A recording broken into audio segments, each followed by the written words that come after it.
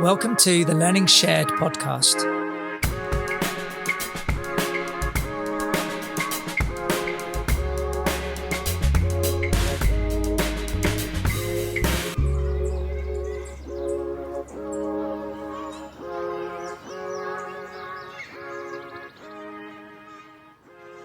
Okay, so I think we'll get started. Hello, everyone. I'm Alan Wood. I'm one of the co-founders and directors at Evidence for Learning. I'm delighted to welcome you to today's EFL LearningShared conference, which is on the topic of well-being. This is the last EFL LearningShared event of the 2021 academic year. So thank you very much for joining us. We are recording the event and it will be published as episode number 24 of the LearningShared podcast. Now, before I introduce my co-host, Professor Carpenter, and our terrific lineup of presenters, I wanted to take a few minutes just to look back on some of the highlights in the Evidence for Learning, LearningShared community from the last year, and more importantly, to remind you of some of the opportunities and resources for continuing professional and leadership development that we've collected and created over that time. These are free resources and opportunities, and they're available now for you to access and share with colleagues. Let's start with the networking and development meetings. I've put up here some of the meetings and working groups that we've hosted during this school year. With these, we've really sought to bring together colleagues around common areas of interest or practice. And as you can imagine, these are a fabulous opportunity to network, to share ideas and practice, and generally learn from and with other colleagues. There are now well over 500 specialist settings that are using Evidence for Learning, and that includes schools, it's colleges, alternative provisions, and a growing number of mainstream schools. So that's a phenomenal community of both schools and practitioners to tap into. These events and working groups are going to continue into next year, so please get in touch if you're interested in being part of one, but also if you've got any ideas for groups or topics that we might cover next year. Alongside the meetings, we launched last year the LearningShared podcast, and that has a simple aim. It's really to illuminate some of the wonderful practice and inspiring ideas that are being developed across the LearningShared community. And after we publish today's episode, that'll be episode number 24. There'll be 24 episodes available for you to peruse, browse, and take advantage of. I don't have time to go into details about all of the episodes, but if you visit the LearningShared website or the EFL website at www.learningshared.org, you can access episodes, and there are lectures, there are presentations, and roundtable discussions on a range of really useful but also very important topics. And as you can see, we've had an immense contribution from colleagues across the community to both the podcast and the episodes. I put this slide together a couple of nights ago, and I was really quite taken aback by the quality of presenters and contributors that we've had. And this is just since last October. We've had 43 presenters and panelists that have contributed either to a podcast or to a meeting. The meetings have been attended by more than 900 colleagues from around the UK, but also colleagues as far away as Australia and New Zealand. And the podcast itself has been downloaded and streamed more than 85,000 times. I'd like to take this opportunity actually to say a massive thank you to everybody that has contributed, as I say, to either one of the podcasts or one of the meetings. Thank you to everyone. On this slide, I've just listed some of the links and locations where you can access the audio version of LearningShared, the podcast. It's available from all the usual outlets. However, as I said earlier, if you access it at the LearningShared website, which is at the bottom there, or the Evidence for Learning website, you have the added advantage that the episode pages contain a number of accompanying resources. There's presentations, there's articles and papers as well to support some of the discussions that are going on within those episodes. Our goal with all of this stuff really is to give you ideas, to give you resources, discussion points, and a whole bunch of material that you can then take back to your schools or colleges for further discussion and for your own CPLD. So on to today's event. I'm thrilled to introduce you to our fantastic panel of speakers. We're joined by national leaders and experts in the field of mental health and wellbeing, as well as brilliant school-based practitioners. And I'd like to thank our speakers in advance for their contributions today. I'd especially like to thank Dr. Tina Rae, who was actually already booked to provide a keynote presentation at the SEBDA conference today. And I'd like to thank Tina and SEBDA for very generously accommodating us with their arrangements so that Tina can be with us today. So thank you, Tina.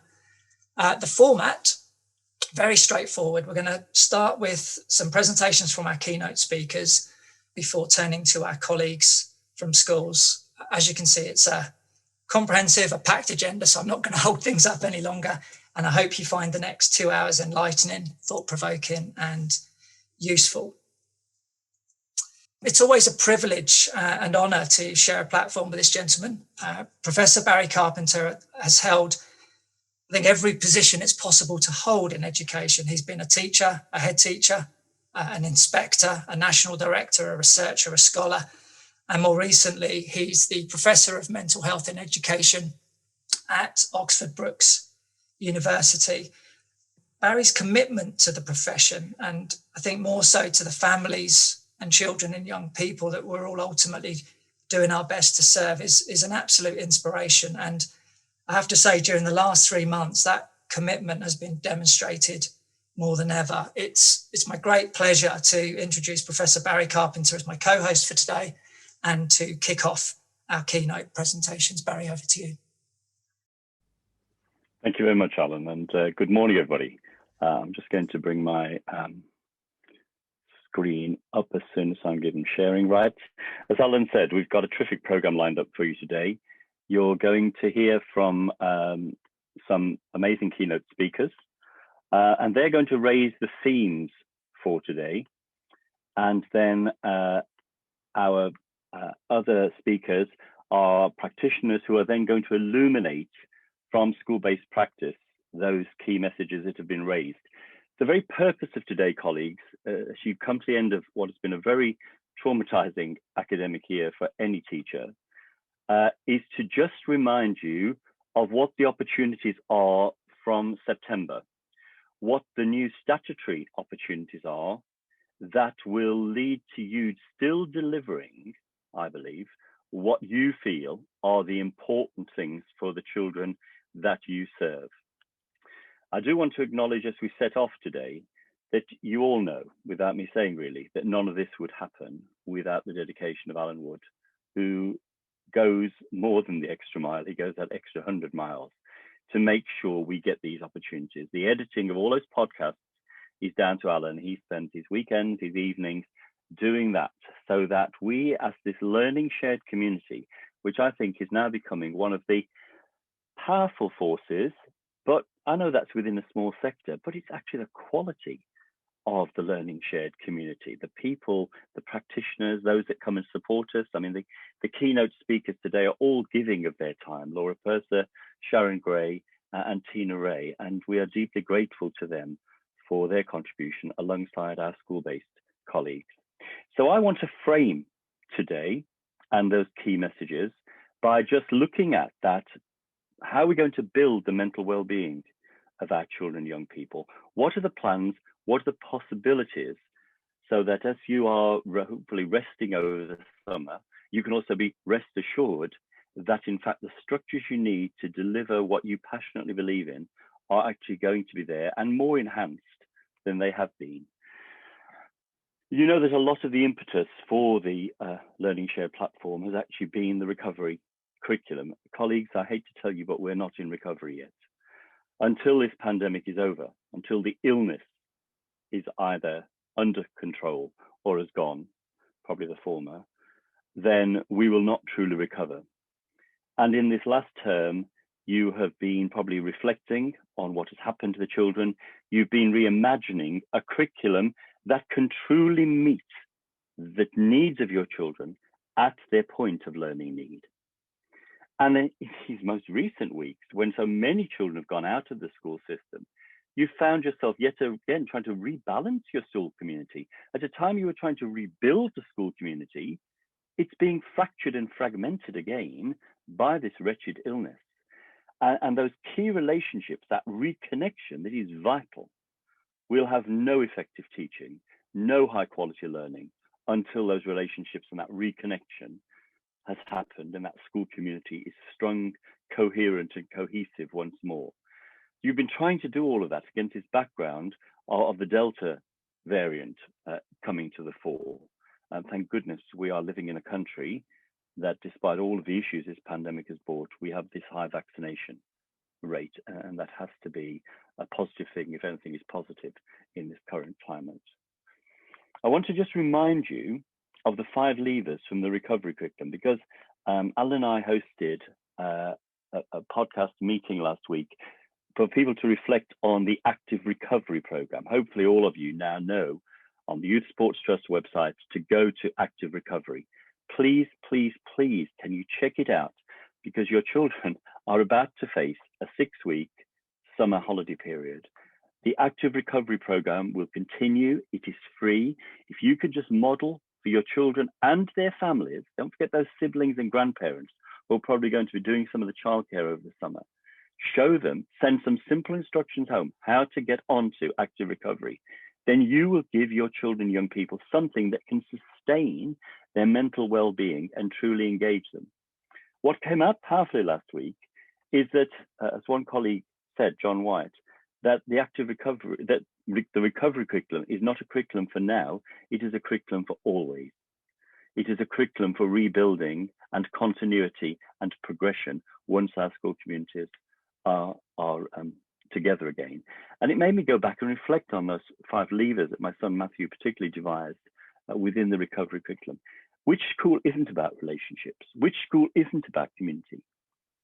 Which school doesn't know, they don't know, I don't know where they've been looking, that this pandemic has scarred their children as learners, has withdrawn the confidence of many children, has squashed the flame of learning, and that flame of learning needs to be reignited. We're going to have to show children how to learn once more, to scaffold their teaching and learning experiences. And still a curriculum that's transparent, that their needs can be addressed. And that's one of the things our speakers will achieve for you today, showing you how within the new statutory constructs, those needs as that co-construction, the voice of the child, can still be heard. And space to be. The notion of sports sanctuaries that Vicky Wells has come up with, the sensory sanctuary idea that school I'm working with in Northern Ireland, Riverside School, has come up with and talked about on a podcast that will be released very shortly as part of the Active Recovery duo of podcasts. Please have a look at it. Just some fabulous ideas. Just space in your grounds is what you can do, whether that be internal or external. I want to remind you of the scale of issue. Can I say, at the risk of being totally repetitive, when we talk mental health, we talk mental ill health. We really need to be focused on the well-being. A small number of children will have significant mental health needs, but I cannot imagine one child in our country who's not been damaged by this pandemic. We need to realize that we have to emotionally regulate before we can educate. And our education settings are absolutely critical to aid the recovery from trauma. We've gone from 1 in 9 of all children having a mental health need to 1 in 6. And that was NHS Digital July 2020. We've gone through 2 more lockdowns since then. I've been talking to my counterpart in the NHS, Professor Chitzabeden, and she's minded too that that figure is probably not accurate anymore, but it's the one we're going to have to work with. And for our children with SEN, we're still waiting for a drill down on the true impact on them. We knew that 3 in 5 had a mental health need before the pandemic. That's 3 in 5 children with SEN on any school's special needs register. It is certainly more. And again, Professor Chitzabeden, I think it's probably at least 4 in 5 for some children with special needs. Being put out of school, they did not comprehend. They thought you were rejecting them. Those relationships have been fractured and fragmented. And I wonder what space we've given in our schools to heal. We have some weeks left. let's focus on healing. Nobody's going to come and inspect us. The catching up is about the reparation of the relationships that have been so damaged, fraught, fragmented by this pandemic. And our students with autism particularly, who are always vulnerable in their adolescence to mental health needs, are showing particular signs of eating disorders and high levels of distress in this pandemic. I know that Laura Purser, particularly today, will focus on trauma, and some of you may have already seen some of Laura's writing. It's been my pleasure to publish 3 of her articles, and her work on parenting in the pandemic has been widely used, not only in this country. I know colleagues in New Zealand and Australia that have used that work. I want to share with you a book that's really having a powerful influence in education at the moment, a book by Wessel van der Klok, about facing trauma. And he talks about the body keeps the score. And you know, if you've been through any trauma, if you've been through, as most of you know, I have been through in recent weeks the most horrendous grief. Certainly your body shows what is actually happening to you mentally and emotionally. Trauma by definition is unbearable and intolerable. It leaves traces on our minds and emotions, on our capacity for joy and happiness, and even on our biology and immune systems. And certainly my immune system completely broke down following my wife's funeral. So I empathize with this, but all the time I'm looking at this and thinking, how does that translate to children? What are you seeing in children? Lots of schools are saying children are back and they're in classrooms, but the intrinsic motivation is not there. The true, authentic engagement is not there. What traces is left on our minds and emotions? And the insights I know Sharon and Tina and Laura will give you will be very rich this morning, and our colleagues from schools will illuminate that in their rich practice. Because we now have vulnerable children and they're fragile learners. It doesn't matter whether our children come back with diagnoses of self-harm, of eating disorder, whatever. All the time, your question has to be, and how does this affect the child as a learner? What's happening in that brain? And how will it affect their capacity to be a learner? That's our job. We're not medics, we're not diagnosticians, we're teachers. Our job is to teach children who've come to school to learn, but their learning will be fragile. Pathways that you previously had at your disposal will not be there. Many brains will have been wired differently because of the trauma of this pandemic. Children will come back with a spiky profile. If you've listened to some of the podcasts on engagement, I talk about this more there. But it seems to me, children, you've done a really good job with some of that online learning. But children have come back to school with a range of jigsaw pieces that aren't interconnected, because that interconnection would often happen in the dynamic context of your classroom. And they haven't had that. So they're clutching all the pieces of learning, but some of them don't know what to do with it. It doesn't interconnect to anything else. And probably this term you're unraveling some of that. But it's a good way to think of a spiky profile. And you know that conceptually, that's something that came out of the national work on complex learning difficulties and disabilities. Let me remind you that within the educational health care plans that those of you, a lot of you will have for your children, the whole thing about social, emotional, mental health, that's one of the 4 strands.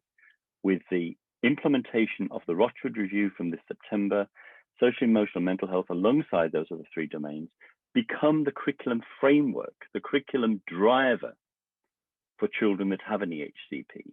This will be your major curriculum accountability model. It will no longer just be an administrative tool. It will be a curriculum driver. So in fact, your capacity to keep those things you now feel are essential for your children's emotional well-being, mental well-being, you can achieve them.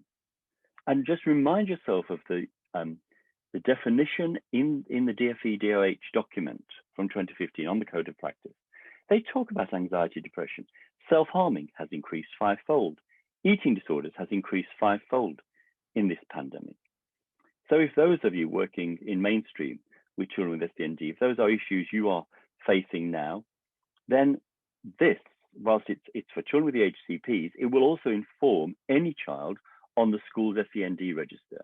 If you set targets within that, it is perfectly legitimate. And remember that the legal powers of the 2015 Code of Practice supersede any national curriculum requirement. We need bold teachers who will look inspectors in the eye and tell them this. You are the advocates for the children. not the disciples of Ofsted. I want to go to relationships, health and sex education. I'm delighted that Tom Thatcher is joining us today because the DFE have been very keen that they extended RSHE to children and young people with SEND.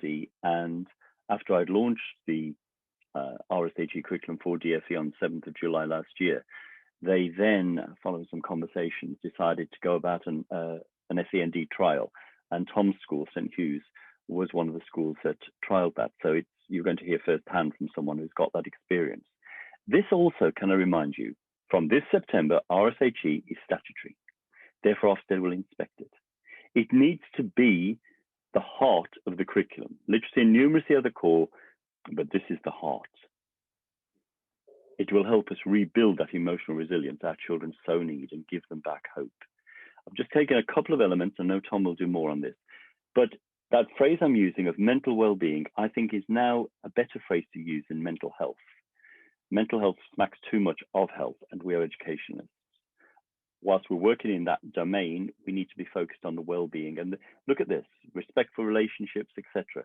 Key things that we would want, and you've now got the DFE guidance on that. And if you break it down further, look at the things that you can do. Sleep problems. We know we've got evidence from studies in the USA now about the deterioration of sleep in children during this pandemic period. Lots of autistic children have lost their self-care and hygiene routines.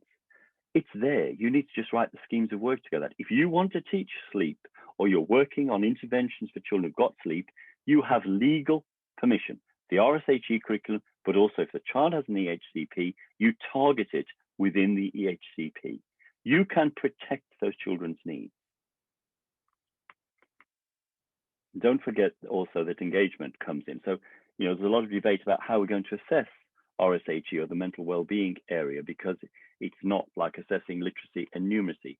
And I would suggest you assess it through the engagement model, which is about students not engaged in subject-specific learning. Can we stuff this concept that it's only for children that were formerly P1 to 4? It is not.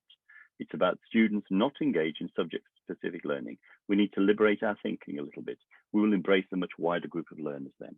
And we need to look at where our children are at with their engagement. Many are now disengaged. So we're on this quest of re-engaging our children through a range of interventions around well-being, around social skills, and whatever. And I know Tina and Sharon will give you some really good insights today on some of those approaches, as will some of our practitioners. So if you want to follow that up, the main podcast to go to would be the one on engagement, what you really need to know, which looks at engagement as pedagogy, not just the statutory requirements of Rochford. But also, there are now 4 podcasts in that sort of engagement sequence with meeting debates recorded, and also an excellent practitioner example from Alex Reevens, really powerful classroom practice shared with you. You see, if children see no relevance in the curriculum at the moment, they'll reject it, and their issues will be compounded and their needs will go unmet. More than ever, in our profession, we need compassion, kindness, and creativity. We need bold teachers, you. We need nimble leadership and a belief that education is the key. We can bring resolution to many of the issues our children are facing through the power of our education, through our capacity for heartfelt education that will embrace that child as an active learner. When I was in China a couple of years ago, pre-pandemic, there was a saying I saw that really impressed me. When the winds of change blow, some people build walls and others build windmills. I've given you 3 statutory requirements, 2 of which are implemented from this September. My goodness, the winds of change are blowing. What are you going to build? Walls or windmills? Thank you for listening. It's my pleasure now to introduce the first of our keynote speakers, who is Laura Purser. Laura Purser joins us from the University of Buckingham, where she leads on a variety of things from early years through primary, but is particularly the National Senko Award lead at the University of Buckingham. Laura herself has a background of SEND in mainstream settings and has a particular interest in trauma and self-efficacy, and that's the theme of her contribution today. Laura, welcome to our conference. Thank you so much, Barry, for that. And I think a lot of what I'll talk about will echo some of those fantastic things you already brought up. So I'm going to be talking to you about trauma and in particular self-efficacy and the development of a child's sense of self, of which we are very likely to be aware of self-esteem, but maybe not so much how to develop and cultivate efficacy. And so we're going to dig into that a little bit today. So the question that I'm allowing myself to ponder and reflect upon, in particular, I'm doing my EdD, I'm in my second year, and this is where my research has taken me. If anyone is doing any academic scholarship out there, you'll know that that question will adapt and change as time goes on. But really to echo what Barry was saying about the idea of a rebuilding recovery situation and context that we're in, as teachers, as educators, as there's many different roles out there, that you're going to have this first-hand experience with children in front of you, we need to be aware of how we sit within that. So I think it's really important for us to ponder the role of education and what it now plays for us, and in particular, how your identity and your values sit within that. And are there any discrepancies or sort of conflicts that you're feeling in terms of what you might be given in terms of guidance from a political or a governmental place and with the values that you hold? And I think what's wonderful to hear is this message of hope that there are statutory requirements coming in now that can perhaps join and shine that spotlight on the mental well-being of the children that we want to work with. And perhaps it's this reframing of that narrative that is out there at the moment of that lost learning. And perhaps it's more about recovery of self and sparking and engaging learning. So I think what's really important here, and you've already kind of done this for me, Barry, which is fantastic, is that mental health in itself maybe isn't as useful a term as we might want to look at, because it has connotations of mental illness or disorders or a more pathological model. It's kind of grounded in sort of weakness and deficit. And I'd like to sort of come at this from a more strengths-based and agency, providing agency and giving a sense of control over well-being. And this is really coming from an interpersonal neurobiological perspective, which might sound quite fancy, but really it's taking science, psychology and education and bringing it together. And it's looking in terms of trauma at developmentally how these implications can inform how we will practice. So I like to steal or borrow these fantastic disciplines that are out there with fantastic practice that we can perhaps use and inform our practice. And I'm not suggesting for a second that educators now need to go and train as therapists in any way, but there are things that we can do that might be quite intuitive, that are therapeutic in their nature. And I'd suggest that you're going to be presented with these children who are coming to you with varied responses, and there may be trauma or other areas of emotional need, and you're at the front to deal with this. So wouldn't it be nice if you had those confidences, the efficacy and the tools so that you can effectively work with the child while we're waiting for those huge waiting lists and we're waiting for the demand from the services to come into place. So I'm hoping that I'll be able to give you some examples of what you might be able to do. And remember that an interaction is actually an intervention in itself, and that can be valuable in its own right. So you've helped with this fantastically, Barry, about talking of what trauma is. I think when it comes to giving the resources for Alan, I will drop in a couple of definitions of the different terms that might support the discussion we're having today. But what you really need to hold in mind when we think of trauma, although different people think of it in different ways, education, the world, yourself might have its own definition of it. Think of it in terms of simply an event that has happened that is distressing or disturbing, that has a negative impact. It's intolerable, and it's emotions that you would find very hard to process. With big T capital trauma, there is also other substrands of that. So we're going to look a little bit at complex trauma, PTSD, and things that happen perhaps in early childhood in terms of examples like neglect, relationship abuse, emotional abuse. And unfortunately, children are going to be they're going to have high rates of vulnerability towards this because of the context situation we've all been in. But this has happened over time for many, many years. And when you look at the research, it's much more common than we would think. But I don't want this to be a gloomy message, because there is hope out there in terms of what you can do to support the children who may have experienced or continue to experience this. Please feel free to look at the UK Trauma Council, which has fantastic resources, and another one that I refer you to, Anna Freud Centre, which has some brilliant, I've used it a lot to sort of ground my research, lots of resources for education and schools. So another term for complex trauma might be, you may have heard of the ACEs study, and adverse childhood experiences, sometimes discussed as toxic stress.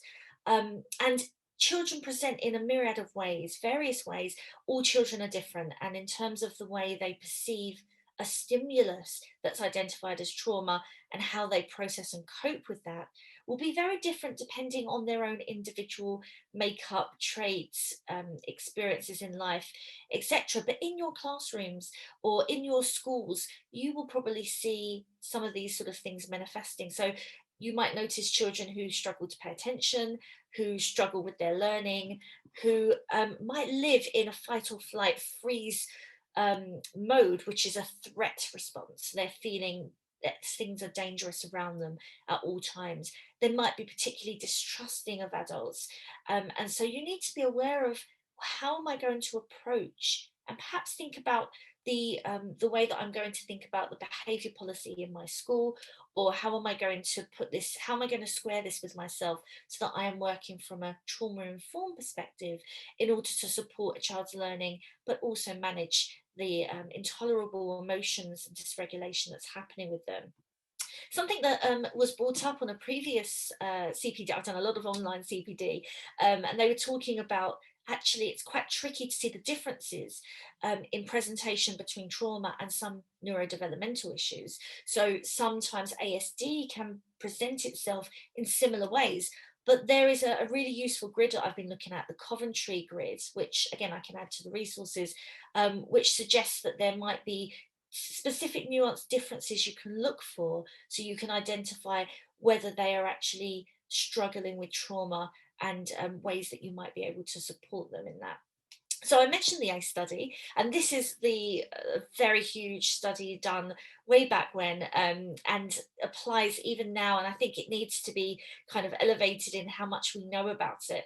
It's the largest study ever done over lifespan, and what it looked at was, if a person scored highly on ACE scores, or whatever their score was, and this is an inventory and a questionnaire where they were able to consider how many adverse experiences they had encountered in childhood, their number on that ACE score would significantly predict whether they would have issues with mental health, social status, and in particular linked to health outcomes. So now we're seeing a really clear message where the mind and the mental well-being is impacting the body and the physiology.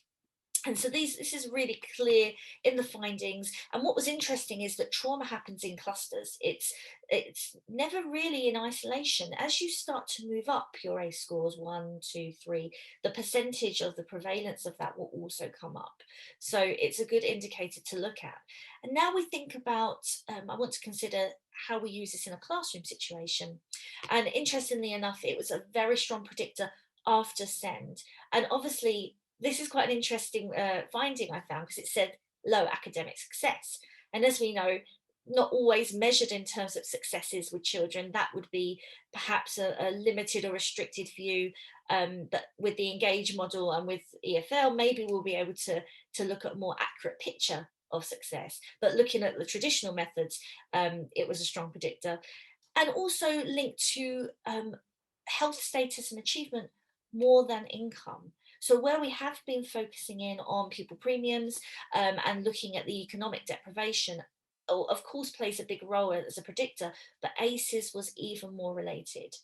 And then I tried to look and see what the new research was out there. And actually, I will talk about Stephen Porges in a moment, but brand new research, given the context of the pandemic, this really highlights the interplay between the biology and the brain, and found that the strongest predictor was our nervous system dysregulation, and not always the ACE scores. Now, I don't think that mutes or voids that ACE as a high level predictor. I think for me, it kind of pieces the jigsaw together, that they work with each other. Something is happening to our nervous systems that are being affected and being influenced by trauma and ACEs that occur. So you've already mentioned this, Barry, thank you for that, about The Body Keeps the Score. If I was going to recommend one big book for you to look at when it comes to trauma, it would be this book. I listen to it through my audio quite regularly when I've got a little baby, so I'm pushing the pram and I'll be listening to this, trying to make notes as I go along. But it's looking at how the brain and the embodied brain, so how the brain and the body work together and the wiring of that. So as teachers and educators and Senkos and whatever your role, we have this amazing opportunity to think about our brain in terms of neuroplasticity. So it's something that isn't set in stone. This is where the hope comes in, that it can be rewired. It can be something that can be disconfirming experiences where children have set their mind that this is the only way that life is going to be. And actually we are able to push back a little bit against that and reset the firing. I'll quote for you Dan Siegel, who talks about mindsight and talks about the brain. He uses what fires together, wires together. And so if we can get the firing to work in a child's brain, to expect good relationship building and connection, we can actually undo some of the damages of the trauma that may be instilled. And so there is hope, and there is lots of different sort of techniques out there that we could use. So mindfulness is one that's talked about. Yoga, and particularly things with rhythmic music and drumming and things with rhythmic, can actually really help support what goes on within the body. What's really important, I think, as a highlighted message is the coherence of our stories. So as human beings, we are biased towards trying to make sense of this world. And even if we look at the night sky and we look at the stars, we say, we see a saucepan, we try to make sense of it. And for children and adults, when trauma occurs, sometimes it's hard to piece together and make sense of that world. And that can influence significantly our well-being. So making sense of this and the stories of those children, they will come to you as educators and say, how can I make sense of this world, this messy world? And something that really helps is to really put it in place of understanding memory. So there's two in particular when it comes to trauma that I would like to highlight for you, talking about implicit memory. So implicit memory, and I like to think of a story. If I mentioned I have my own little 10-month-old baby, and he is right now encoding his memories, but not the way that we might think of it. He's not going to remember, how I played with him in that instance. But what he will remember, hopefully, is the embodied feeling of safety. So it is being implicitly encoded into the memory of the way that the caregiver, how I would look into his eyes, and he actually develops his sense of self based on how I look at him. So he'll decide whether he's lovable, whether he is worthy, whether he has a sense of place in this world based on that attachment. And that implicit memory is something we can work with and understand if there are issues in the early childhood, like ACE studies, how we can actually unpick that. And what we can do is move towards an explicit thinking. So explicit memory is autobiographical. So the idea that we remember something. So if I say to you, can you remember what you did for your birthday this year? You'll probably say no, because it was locked down, I was doing the same thing. But if we go back and think of a particular instance that highlights, that's explicit memory. So when we look at trauma and how it can really be impacted in terms of development of self, we really need to start to unpick how this constructs how we see reality. And there are huge differences, as I said, between esteem and efficacy. Esteem being how much you like yourself, and it holds a really good place. It's a great starting point. I've delivered many lectures talking about how to build that into circle time or PSHE, but perhaps we're kind of getting distracted by it, and we need to use it to inform even further a sense of efficacy, which is the belief that you have the tools to succeed in a goal. And that's what we really want our children to cultivate for the children, how we can nurture this to support intrinsic motivation. And what's really fantastic about self-efficacy is it can be used as a protective buffer. So if you are someone who has experienced ACEs or trauma, but you have higher levels of self-efficacy, you're less likely to develop post-traumatic stress disorder. You're more likely to move towards the growth element. So something we can really put in. And as you have noticed, I've talked about caregivers, and this is really grounded in attachment theory. very briefly just want to highlight to you that we're developing earned security for our children if they haven't so got that in place.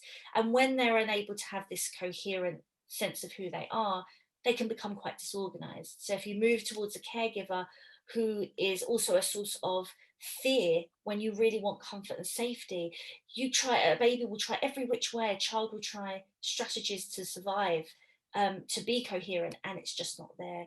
And so this would exacerbate trauma and make them more vulnerable to these situations. Could you begin to wind up, Laura, please? Absolutely. So this can impact on many, many different ways. And as I said, you've got the slides here you can refer to. So I just want to leave you with a bit of an overview about the wonderfulness of what is out there. So you've got mental health first aiders, and you've got mental health leads, and you've got trauma-informed schools, and there's great work being done.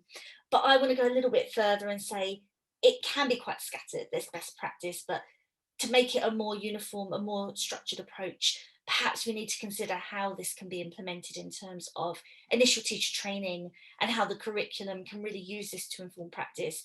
And then with you guys in schools in your CPD training, how you can weave that systemically through leadership, and then at a governmental level, how it can inform policies. So really it's a calling to you to really be aware of how you can support emotional well-being in terms of safety, in terms of emotional regulation, calming yourself to calm the child, and how you can bring that together to really inform your practice. Thank you.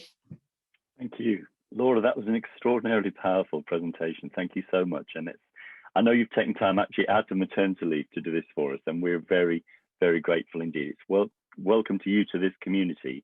And I know from text to Alan just, we're going to be wanting to follow up further with you, because I think there's much deeper stuff we can go to here. And many of our schools would want to either explore or illuminate many of the key points you made. So thank you. We're going to move on now to our next presenter. It's really good to welcome back Sharon Gray, OBE. Many of you will remember that Sharon was one of the contributors to the very early podcast, particularly when we were debating the recovery curriculum. And Sharon has an extensive experience as a head teacher in both mainstream and specialist settings. She still works nationally with Engage in Their Future, one of the leading organizations around SEMH, has a background as an inspector, and is doing some fantastic strategic work, helping local authorities listen to some of the messages that we're hearing about today. Sharon, welcome again, and over to you. Thank you very much, Professor Carpenter. Great to be alongside, and thank you, Laura, for sharing.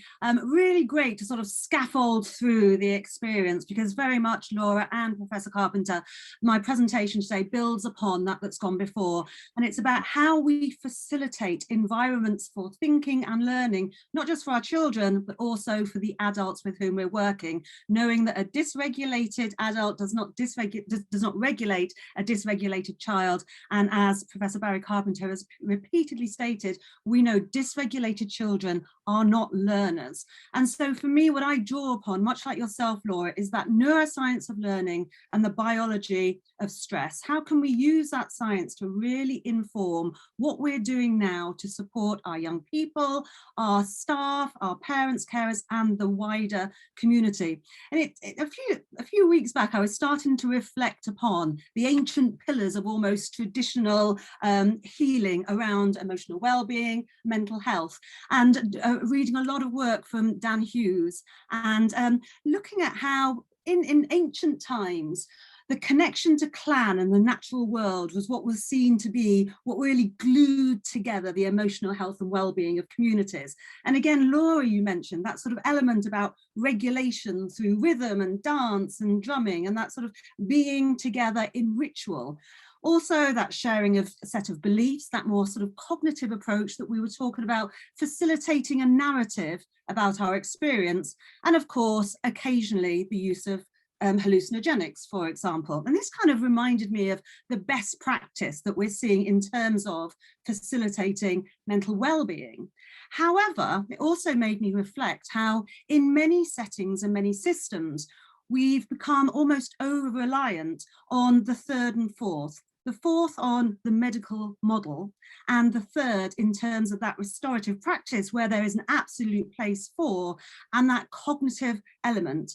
And it really kind of led me into, what about the stress regulation system, the autonomic nervous system? As you mentioned, Bessel van der Kolk talks about trauma isn't in the event itself, it stays in the nervous system, much like Bessel van der Kolk said. So as a result of exploring that and extending the window of tolerance and sort of almost strengthening and creating a more robust stress regulation system within ourselves, coming therefore from a place of self-awareness as opposed from potential unconscious self-defensive mechanisms, we can extend the window of tolerance for all of our stakeholders. And as a result, come out as a more resilient individual, almost post-traumatic wisdom, because what we know from the ACEs study, absolutely the impact of toxic stress, but the missing part of that ACE study was about that buffering element of connection to clan and the natural world, and the significant impact of the relationship alongside our ability to reach in and co-regulate to support each other. So my key philosophy really is about, it's again an old proverb, it takes a village to raise a child, and how we facilitate connectivity, almost metaphorically linking to relationships in the wider community. But also we know when a baby is born, your little beautiful baby, Laura, when he was born with lots of neurons dingle dangling down, and absolutely those neurons make neuronal connections as a result of the experiences and the relationships that he experiences. The brain is absolutely fantastic in the sense that it's neuroplastic. It will adapt and develop in line with the environment that's facilitated for them through relationships and experiences. And so if a child has sufficiently good enough relationships, secure care, a sense of loving, then of course the brain will adapt to that. If they don't, for whatever reason, and it could be we put a non-judgmental approach here, but a safeguarding cap on, over the last year capacities have reduced significantly to be able to give that highly attuned and validating care. So how do we increase capacities as much as we possibly can? How can we create physically, and even as important, more important, psychologically safe environments where we can step into a place and sense that element of safety, and from that secure base really enable our children and our adults to be able to flourish and thrive. So Barry mentioned my position with Engage in Their Future, a national and now international association in supporting schools and educational settings who are supporting children with social and mental health difficulties, and more recently to support many of our mainstream settings in looking at how we can utilize the expertise from this phenomenal group of strategists, school leaders, teachers, staff, to be able to really put, as we've said, the RHSE at the heart of all curriculum endeavour.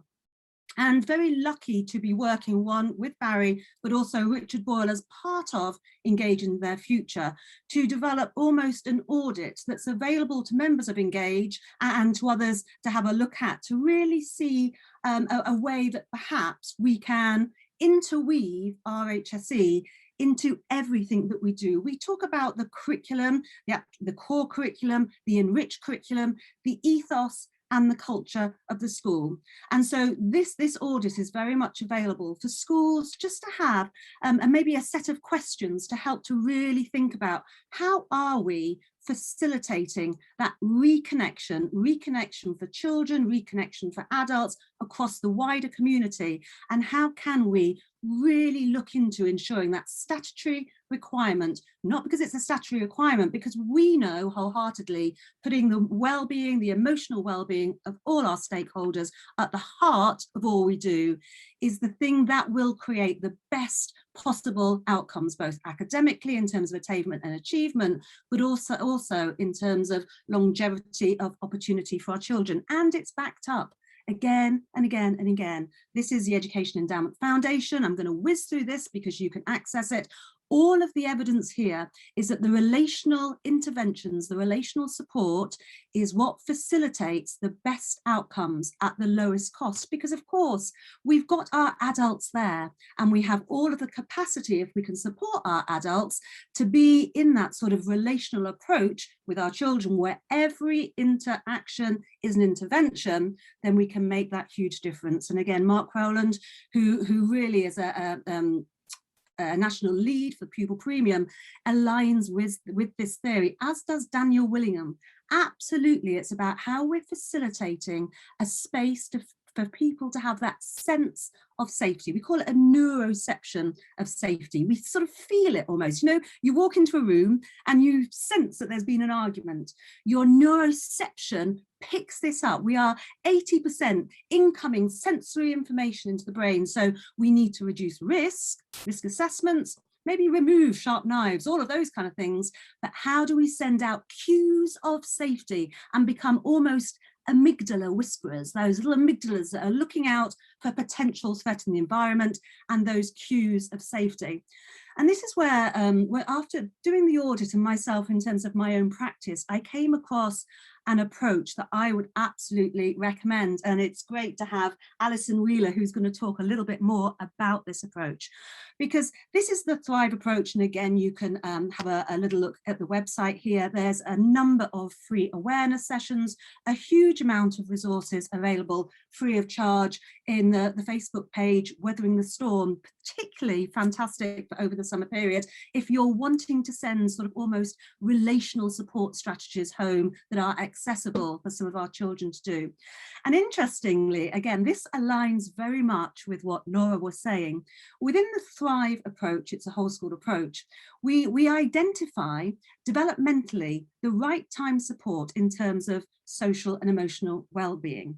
But we also identify where perhaps at the developmental stage where there's been insufficient good enough care for whatever reason, postnatal depression and the birth of another sibling, any of those can impact on a child's development. And so then we identify at what stage in the development may a child have experienced some of these ACEs, adversity, or some of what we call in Thrive interruptions. And what you'll see in this Jenga block, it sort of aligns to McLean's triune brain, very simplistic, but very accessible. And the children, in my experience, have loved learning about this. And what you'll see on my slide is there's color coding for the different developmental stages. And within Thrive, each of those developmental stages carry 3 developmental tasks that it's the adult's role to support the child to achieve. Laura adhered to not in those very earliest months when that reptilian brain is coming online, all about the autonomic nervous system, reptilian response, fight, flight, freeze. The role of the adult in this being stage at Thrive is to facilitate a sense of safety. Now, baby at this stage isn't in cognition, but actually, so we'll never remember the lovely gaze of Laura's world of the face, looking in and that sense of feeling. They will cognitively never remember, but their body will never forget. And this is what we're talking about. Trauma is in the nervous system. When we're looking at Thrive, we're looking at those first 3 developmental stages within the first 3 years of life. And if there's been interruptions, ACEs, adversity there, then we need to think about very different potential interventions, solutions, and strategies to support.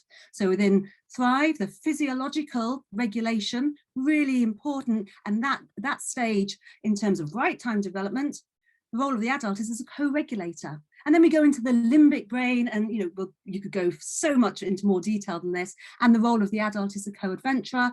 And then in the cortex, the thinking brain, the adult is a co-constructor of meaning. So how that adult is taking up that role, and whether the child is given sufficiently good enough experiences within the relationships to then make the neuronal pathways in the brain, and repeated experiences in repeated relationships create myelinated pathways in the brain, almost like a plastic covering the electrical wire. It's a go-to, almost habitual response. Great if in those first 3 years, the environment and the relationships have been sufficiently positive. Not quite so good as then we move into what we call that green stage, which is power and identity at key stage 1, key stage 2, skills and structure, and key stage 3, 4, and 5, adolescence. So within Thrive, what we can do is identify if there is an interruption, particularly in those first 3 years, and then to think about if a child has an interruption in terms of that period where they potentially developed the ability to physiologically regulate themselves, then the strategy we need to teach isn't going to be a cognitive strategy, because in those moments they're dysregulated, they're not in cognition. So we need to think carefully about how we support them to almost develop a more robust stress regulation system. And so really, really helpful for those children who need that reparative support, but equally in terms of the RHSE curriculum, fantastic in terms of what is right time development and support at key stage 1, 2, 3, 4, and 5, and how we embed that across the curriculum. The assessments that you can facilitate here not just identify the starting points for some of those children, but also the progress that can be made. And for some of these children, for example, the child in the top left, who academically and chronologically was in year 6, some of his initial needs were at that early strand. And so for him, sitting still, he was so agitated, discharge behaviour, we needed to really focus on that as his curriculum before we then put him into a maths or English session. And we had the evidence as to why we were co-creating his curriculum for him, working with his family and his parents and wider community, as it were. And again, tracking that progress over time, really, really quite useful when you're informing as to what provision is available for each child. Because of course, as Laura said, this all links into an understanding about the stress regulation system. And again, looking into the neuroscience of learning the biology of stress. In my experience working with the adults in the settings with whom I'm working, it's that that's made a real difference. How we manage to kind of drive our body cars when we're in a situation of fear and anxiety, we slam unconsciously, automatically, autonomically our foot down on that accelerator to get the heck out of its situation. But if we're not managing and regulating our body cars, that foot on the accelerator, we're likely to have a significant crash.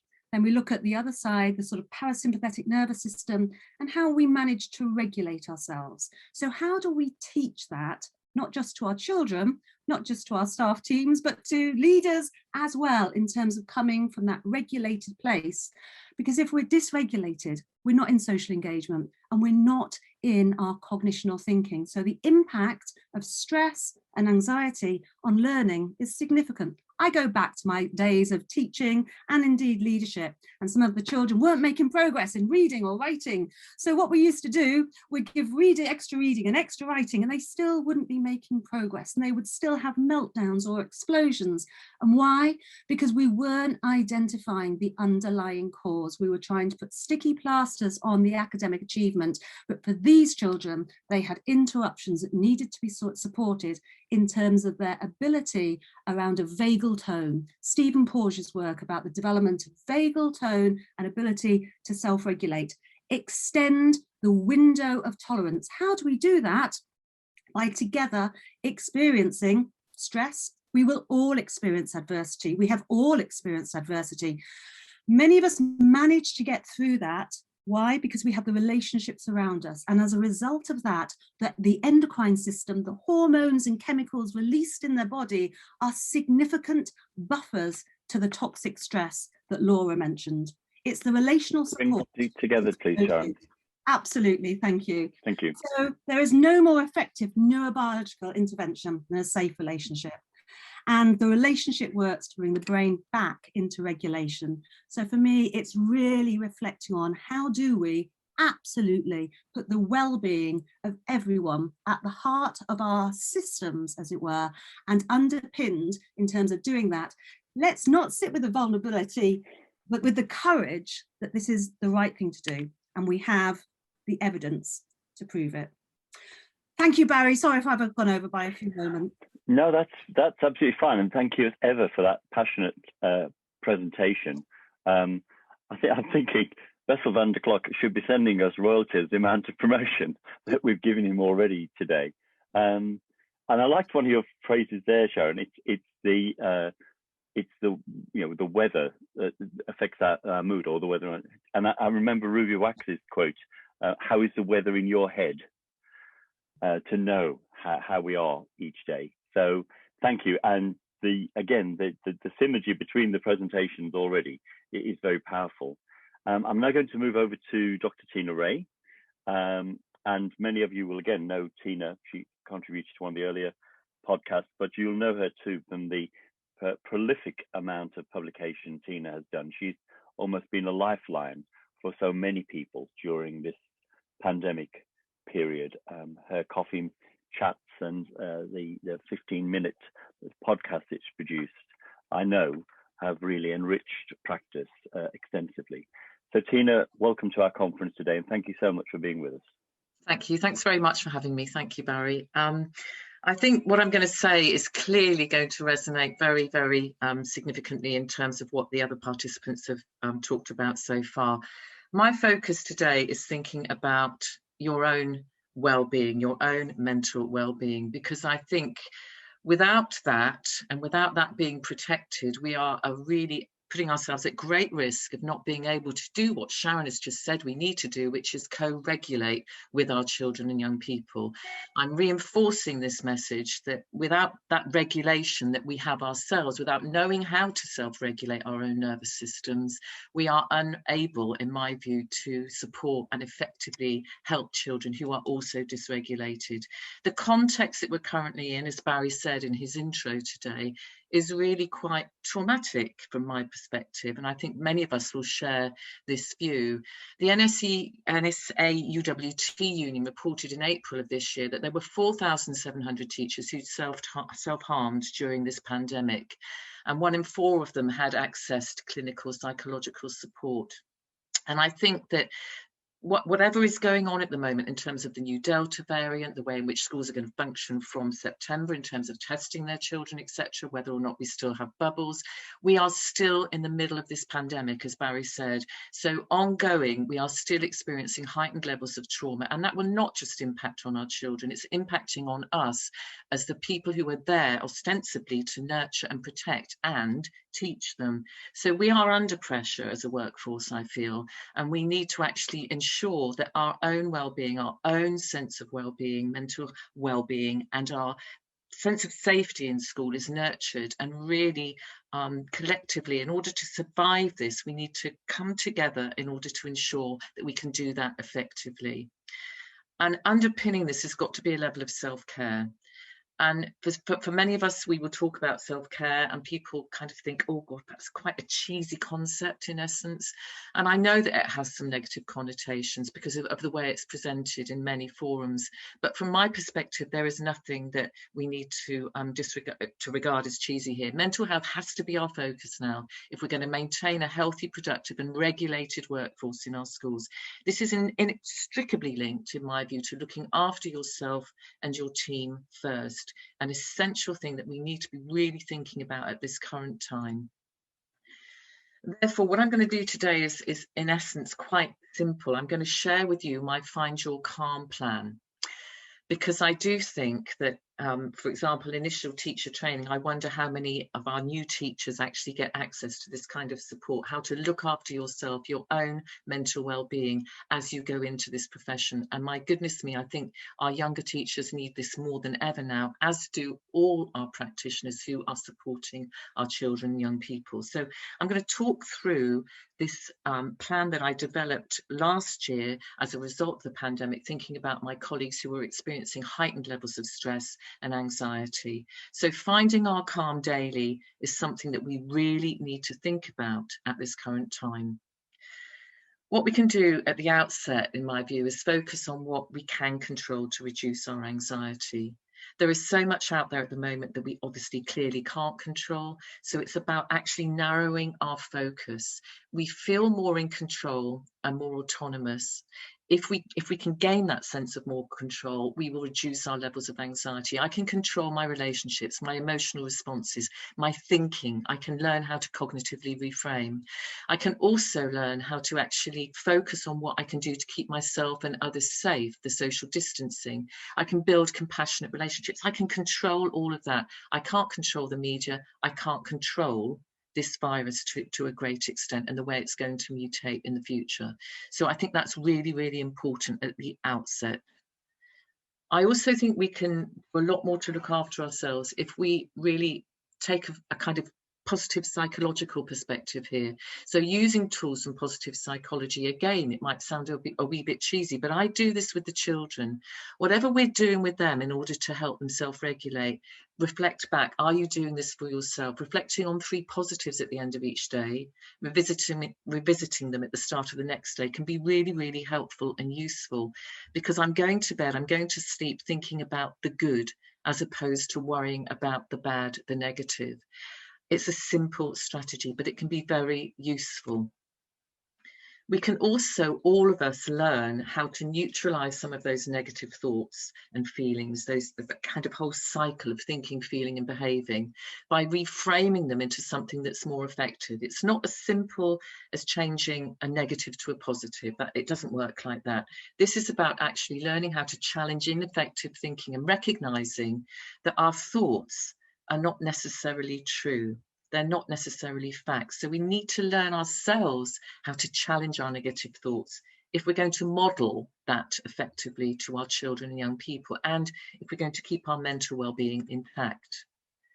I also think very strongly that all of us need to develop a self-care plan. And I think the best way to do that is actually write it down, make a record of this so that it's physical, it's tangible. You can look at it, you can tick off the things that you're doing on a daily basis, and you can reflect on them and revisit them. Did it work? Didn't it work? This is really important, and it's important that we get into our heads that this is not selfish. Self-care actually is the opposite of selfish. We can't pour from an empty vessel. If I'm engaging in a level of self-care on a daily basis, that's actually an unselfish act, because I'm ensuring then that I'm fit for purpose, that I still have the energy and compassion to give to others. So attending to ourselves first, looking at our own needs, is vital. We can then share with our children, our young people. Again, reinforcing the messages today from Sharon and Laura. We cannot regulate others if we are unregulated ourselves. The neuroscience makes this evidently clear. Our window of tolerance needs to be protected and increased before we can help others. A simple way of actually just regulating that all of us can make use of is to observe our breathing. All of us, when we're anxious, our breathing tends to come from the top of our chest as opposed to our diaphragms. And that can really feel quite shallow and quite tight. Just put your hand on your heart and pause for a minute. Just stop and take time to calm. We ask our children to do this. We teach them to do this. We need to be doing it too. I also think it's vital, the you in my plan, understanding that it's normal to feel anxious. Let's normalize this. Let's not pathologize normal responses to adverse experiences. Okay, what we need to do is recognize that, validate that, normalize it, and also try to support each other to remain hopeful that this too will pass. We will get there. There is light at the end of this long tunnel. We will need to be more flexible and adaptable. We will need to get used to living with this virus in ways that are more helpful to us. So regulating regularly on a daily basis is key here from my perspective. You might use grounding techniques, best breathing, mindfulness, or physical exercise to soothe your nervous system. Practice really does make it better here. It's really, really important to remember that. Even something like drinking additional 5 glasses of water a day can soothe your nervous system. We need to know how to do it, but we need to be practicing this in order to model this to our children and young people. I want to co-regulate. I want to see adults co-regulating with our children. You do not need to be a therapist to do this. You just need to be therapeutically aware. You need to be trauma informed. You need to have a bit of knowledge and understanding, as Sharon said, about the neuroscience. So actually investigating that yourself, really, really important to share your calm. That means also that you have to accept yourself in the moment. You've got to have some self-compassion here. We've got to be kinder to ourselves. We've all been through an awful lot this year. Many of us have lost loved ones. I've personally lost 3 people close to me in my family through COVID. It's really important. We don't always get it right. We can get overwhelmed. Let's just take some time out to vent. Let's take some time out for ourselves to process those strong emotions. Really important that we are kinder to ourselves and accept ourselves in the moment. We also, I think, in order to ensure our mental well-being, need to actually look and learn from what happens. We make mistakes. Let's not beat ourselves up about this, okay? We're not perfect. Let's try and be more solution focused. Look for those nuggets of the things that did work well. Let's get better at the problem solving on a daily basis, being more solution focused. So in my view, there are 3 C's here, what I call 3 C's. There are challenges. There is a challenge to us all to keep ourselves well and to make that a primary focus. There's also a challenge in our school communities that we keep each other well, that we don't stigmatise or demonise those who find it harder, because this is, as Barry said, on a continuum. Those of us who had mental health difficulties prior to this pandemic, these will have been significantly exacerbated. Those of us who didn't, who felt that we were okay and relatively resilient, will also have been affected to some extent.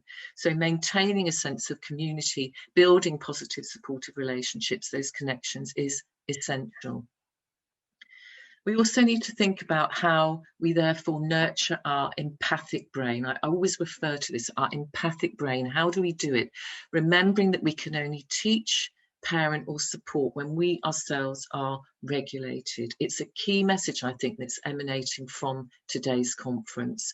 So just draw out this quadrant for yourselves as a matter of kind of follow-up maybe from this wee bit of the presentation. What are you doing physically to look after yourselves? How are you supporting your intellectual needs in terms of learning how to cognitively reframe, challenging your thinking? What support have you got in place? Who is it around you that is helping you to regulate, listening to your concerns, helping you to process the problems and the anxieties, the fears you might have? How are you keeping in touch with how you are feeling at this current time and expressing those feelings? We need to be really thinking about how we keep all of us well at a whole school level. So creating relational safety, ensuring that there's a sense of calm, people feel a level of self-efficacy, autonomy, that they're connected, because this results in a sense of hope. But this is not cheesy, and this is also not, and it mustn't be, tokenism. I do not want to be asked to go and do something like yoga on a Thursday afternoon after school as a group self-care process. That doesn't work for everybody. It's inappropriate. What are you doing at whole school level right now in order to ensure the well-being of the whole staff team? I think this is important. The systems, what are the systems for this? We need to focus on what we can control. We need to tell stories about our strengths and revisit those, remaining solution focused, strength based, but ensuring that we connect as a community. I'm very passionate about creating collective self-care space for our staff teams now. So this can be 10, 20 minutes, a briefing in the morning where we share skills, strengths and ideas and only focus on what is positive for that moment in time.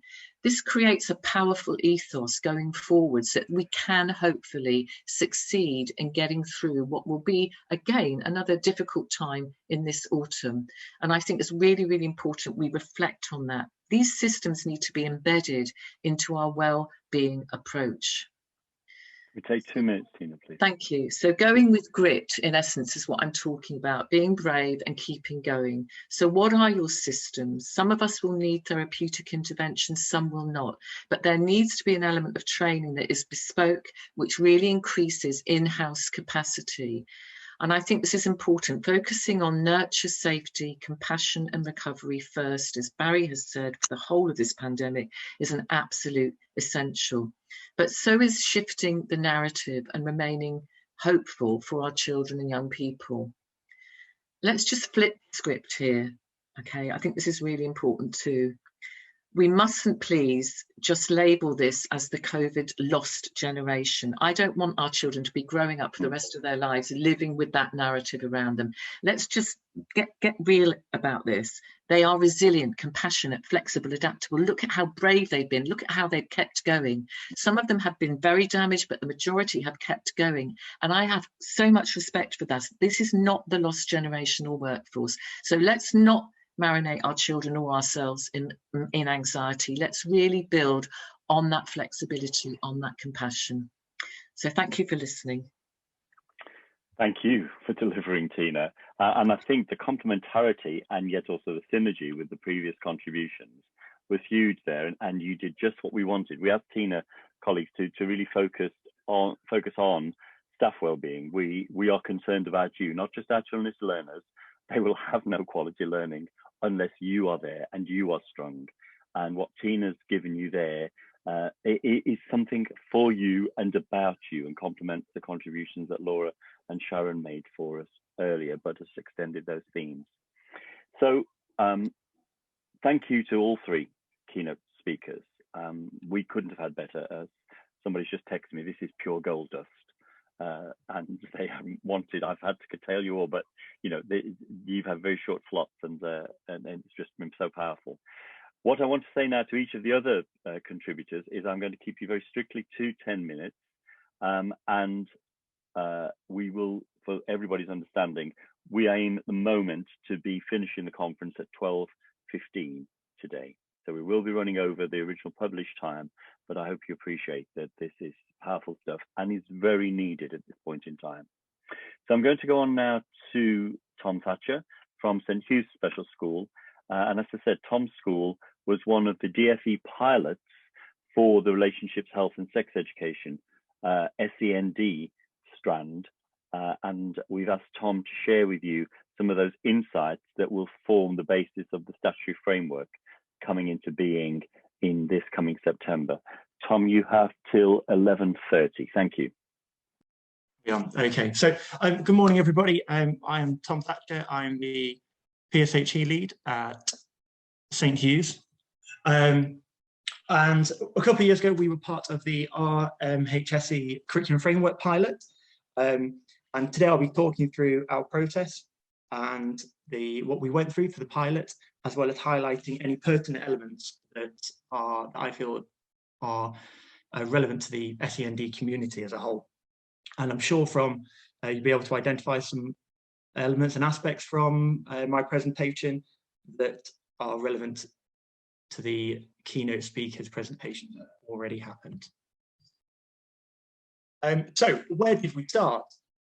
On receiving the framework, our first step was to examine our current provision. And we're very fortunate that we were already teaching RSE at this point. So looking through the framework, we identified the elements we didn't have, any gaps within the framework. And then we looked at the curriculum as a whole and identified other subjects where the framework would fit in. ICT, computing, along with science and PE were the subjects that shared the most commonalities with the framework. But also, as has been discussed, the importance of relationships with our young people fits into every subject across the curriculum. So as a school, we sat down and we looked at where we can include that within our MCPs, within the delivery of the lessons to support the rebuild or to support the relationship building. And currently within the pandemic, that's even more important than ever. We then looked at the needs of our students, and from that we used our staff, the current staff knowledge. We did a staff audit to identify their needs. We also used the data from Public Health England to look at the regional health needs, as well as sexual issues. And now what we've done for our RSE curriculum is look at the mental health issues that our young people need to be educated about in order to support their own well-being. Once we've done that, we then looked at the PSHE association guidance, and that's been updated since we carried out the pilot. But we looked at the strands that the PSHE association suggested. And along with our own curriculum, we created strands for Key Stage 3, Key Stage 4, and Key Stage 5. alongside the preparing for adulthood outcomes to create those strands. And from that, we then created a spiral curriculum for each strand. And that was then catering for the needs within our school. And we've got students who have cognitive ability in that range from 9 months of age all the way up to GCSE. So to cater for quite a wide range of needs with the young people in our setting.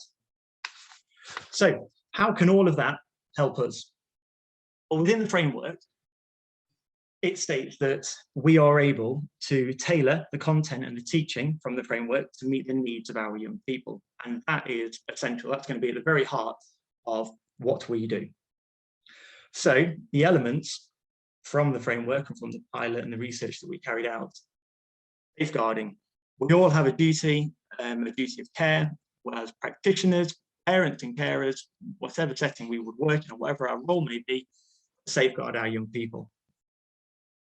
Young people with SEND are extremely vulnerable, and we need to give them the knowledge of, for example, what a good, bad, or confusing touch may be, as well as knowing what a negative relationship may be like in order to help them from abuse, exploitation, coercion.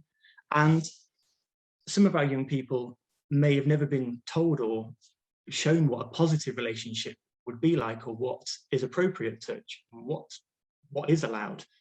And it's only through our role and that responsibility for safeguarding our young people, by showing them that, we can then give them the knowledge that they need. Next would be moving on to sexual relationships. And it's really important that we don't hide away from the fact that our young people will, not all, but a lot of our young people will be sexually active when they're older and as they grow up. And it's our responsibility to equip them with a knowledge of how to keep themselves safe rather than hiding away from it.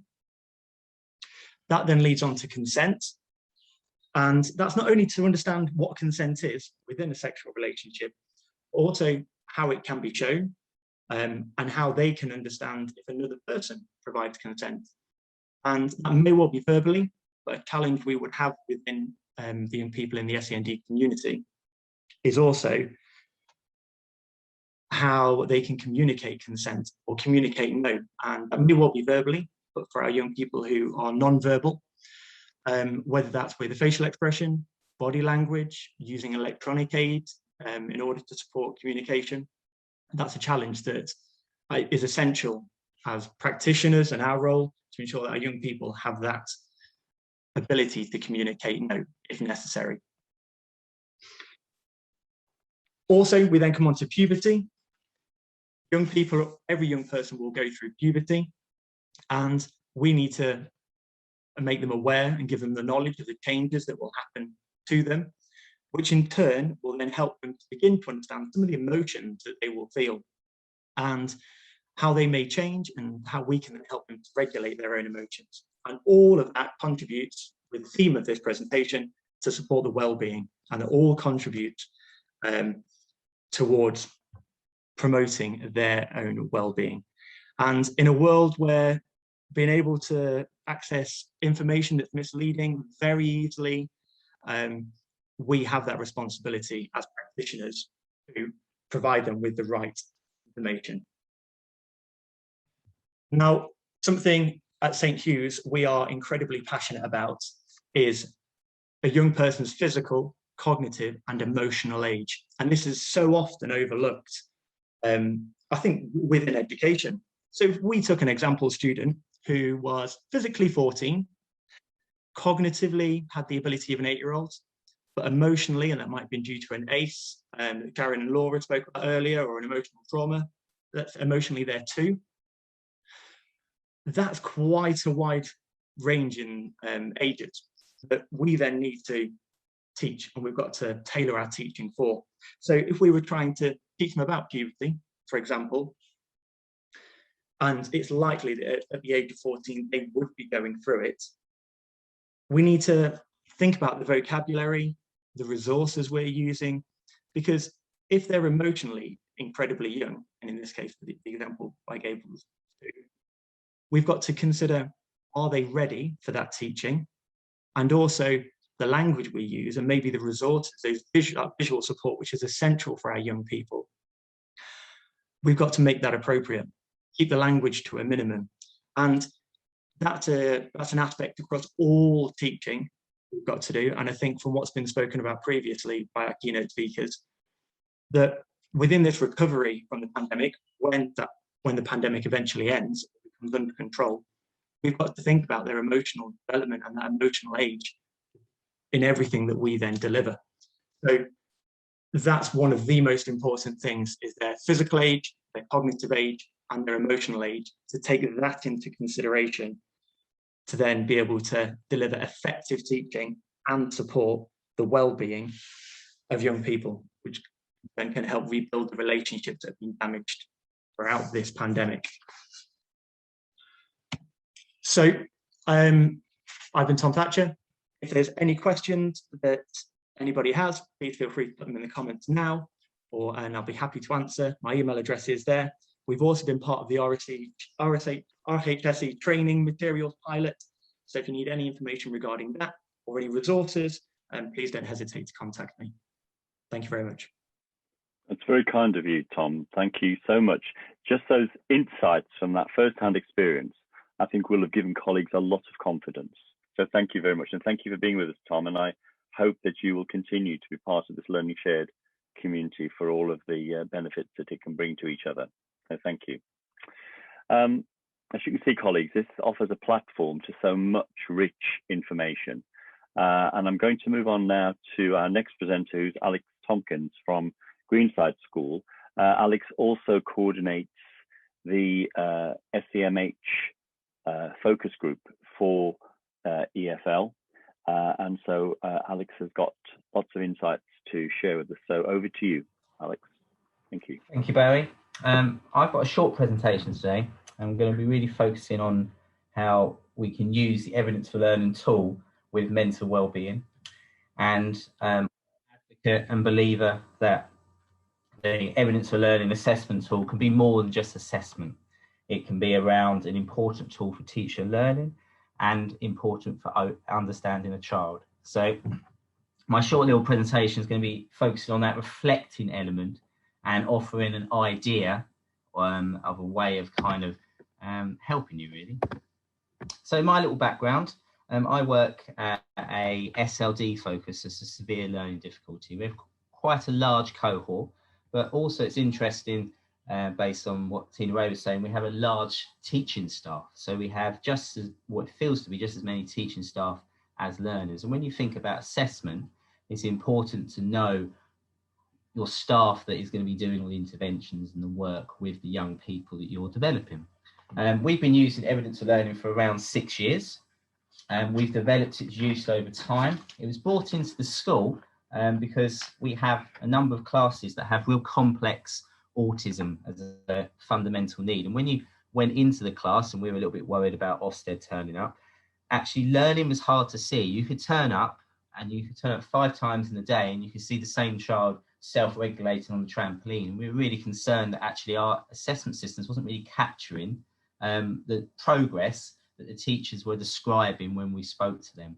And we were really concerned that someone who did an observation or a learning walk might come in there and go, well, it just looks like they're just all bouncing on trampolines, basically, on swings. So the evidence for learning was really great because we were able to capture that evidence of moments of learning. And as anyone that knows who work with complex autism or those that presented SLD, that actually it's very difficult to predict when these moments will be, and they can be across the whole day. And the great thing about evidence for learning or any of those online platforms is if you tool up and empower your staff, they're able to capture at any time during the day, and you can have a real portfolio.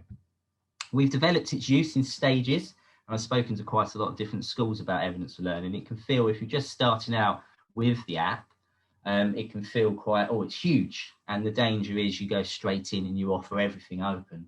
And actually the impact might be quite hard. We started off in year 1 just focusing on teachers, and then we looked at TAs and sharing with parents, and we evolved it. So it's very important to evolve it. And my mental well-being that I'm going to go and talk into the moment has my most complex learners in mind. more SLD, more those with complex autism. And that's where the development of this project idea stemmed from. But I wanted to talk a little bit about using the app to help with this. And those many schools who use evidence for learning use tags. And I think it's a hidden gem within evidence for learning because it's such a simple idea, but it could open up, you know, real possibilities of how you can promote and develop certain areas. A few tips there on the screen, but it's important to think about whenever you're developing anything with assessment to think of 3 areas, and that's workload, capacity and focus. Workload is important because assessment has a danger that this mental well-being idea or umbrella that's come in, and we've got this new focus on recovery, that you're going to add on another expectation onto your staff team. And you need to be aware, and it's probably important to have some thinking around assessment theory. You know, test theory and the idea. If you look at how GCSEs are made in some respects, you have to construct everything you teach, and actually the GCSE only takes out segments, traits from it that are assessed. And I think it's important when we're developing assessment systems in the school that we do the same. We're not focusing on everything with such intense, you know, literacy is a fine one. Most schools really focus on the minute detailed progress. If you did that on every subject area and then add mental well-being, impact potentially on teaching and learning is probably going to be less. Think about the capacity. Think about your staff team. I said we have 130 staff. I want my TAs and anyone working with a young person to understand the child. If they have many targets around literacy, maths, PSHE, and mental well-being, it could be a bit too much. Then also think about focus in your school. If you want mental well-being to be a focus, you've got to give it time. Focus is time. If you're going to give time to this focus, then it will have an impact. If it's just in a bolt-on with all the others, don't be surprised that it won't have the impact. So why use tags with mental well-being? Mental well-being, as we heard from all our speakers today, is a very complex area. No one really knows whether the impact of an intervention really helps someone. A term that's often used in schools is resilience. But resilience is a very complex area. I think people band it around and they use it a lot in their policies.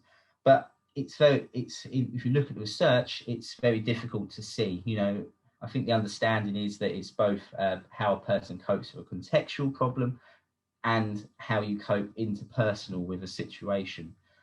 But often the intervention you have, you might not see the impact for years. And I think that's even more so with our more complex children. I think there's a lot of research to show that someone who has very complex SEN is more likely to have mental health problems in the future. But it's also very difficult to know what to work on because you can't necessarily teach in the normal sense, you know, things to help them into the future. We need to think a little bit more about it. And a strength-based approach, focusing on strengths around the person, a bit more of a culture of mental well-being, could have the impact. You know, you can kind of compare it to, if you look at the engagement profile, it's a culture. It's a, you know, focusing on everything around the person to promote that engagement. I think mental well-being with our complex cohort has the same. Also, it's not deficit-based, and the power of the evidence for learning app is, of course, the use of parents. So today, in this short presentation, I'm just offering an opportunity, really. So the project has developed 4 tags, and the reason why they're quite simplified is because actually when you delve into them, and if you want to have a look at my previous podcast that was recorded this time last year that goes into a bit of detail on these tags, no one disagrees that these things aren't worth focusing on. But sometimes they get forgotten. Having fun is not what assessment's about. You know, anyone that plays around with assessment agrees that it might not appear fun if you ask the teachers on the shop floor, but no one will argue that these things are important. And the idea around it is actually to develop these tags, these occurrences as young people. And if they have these positive moments, positive experience, then there's this idea that they're having a kind of an emotional security to compare them in life. But the opportunity of this project is not around the tags itself, but it's actually changing your ideas around using the app to be more reflective. So the future. So we started the project just before COVID, but it had to be halted because of COVID and stuff. And we want other schools to be involved in the project. So those tags there were around kind of I want schools who are interested in being able to explore their use of tags in their school. You could have had evidence for learning for a number of years. You may have only just started on that journey, but the power of tags is quite there. What we offer is not necessarily an in-depth view of mental well-being, although we do believe that is important. It's around developing a system of reflection around tags, developing an inquiry-based approach. And then also through a number of schools, it would be that collective voice to talk through mental well-being, particularly with children with complex SEND that we have in the school, that some of these ideas like Thrive, etc., or Boxall don't necessarily fit exactly with, because it's very difficult to necessarily teach them in that way, because they might be more sensory learners. And also working with evidence for learners to develop moderation approaches, because actually moderation is important. And now we have the wonders of Zoom and stuff. I think that's something that we can explore a bit more. So it's just really, to finish, an opportunity to ask anyone that's listening or watching who would like to be involved in this sort of study area of mental well-being, look at a strength-based approach around it, focus on developing a culture in the school of promoting, you know, a happy, creative, it all stems that teacher learning curriculum. And I think those tags can really do that. If you're interested, please drop me an email. If you'd like some more detail about this area, if you look at my podcast that's on the screen, there's loads, and it goes into a lot more detail on the research based upon it, and you might want to research a little bit into it yourself, and it's very interesting. Particularly the feeling proud element is an interesting concept when it comes to mental resilience. But thank you for listening. Thank you, Alex. And you've made some wonderful links there to show how the app can really take us to that difficult assessment and monitoring and look into our students closely. And those tags are very powerful. I know other schools using them as part of your project group, and they speak very well of them.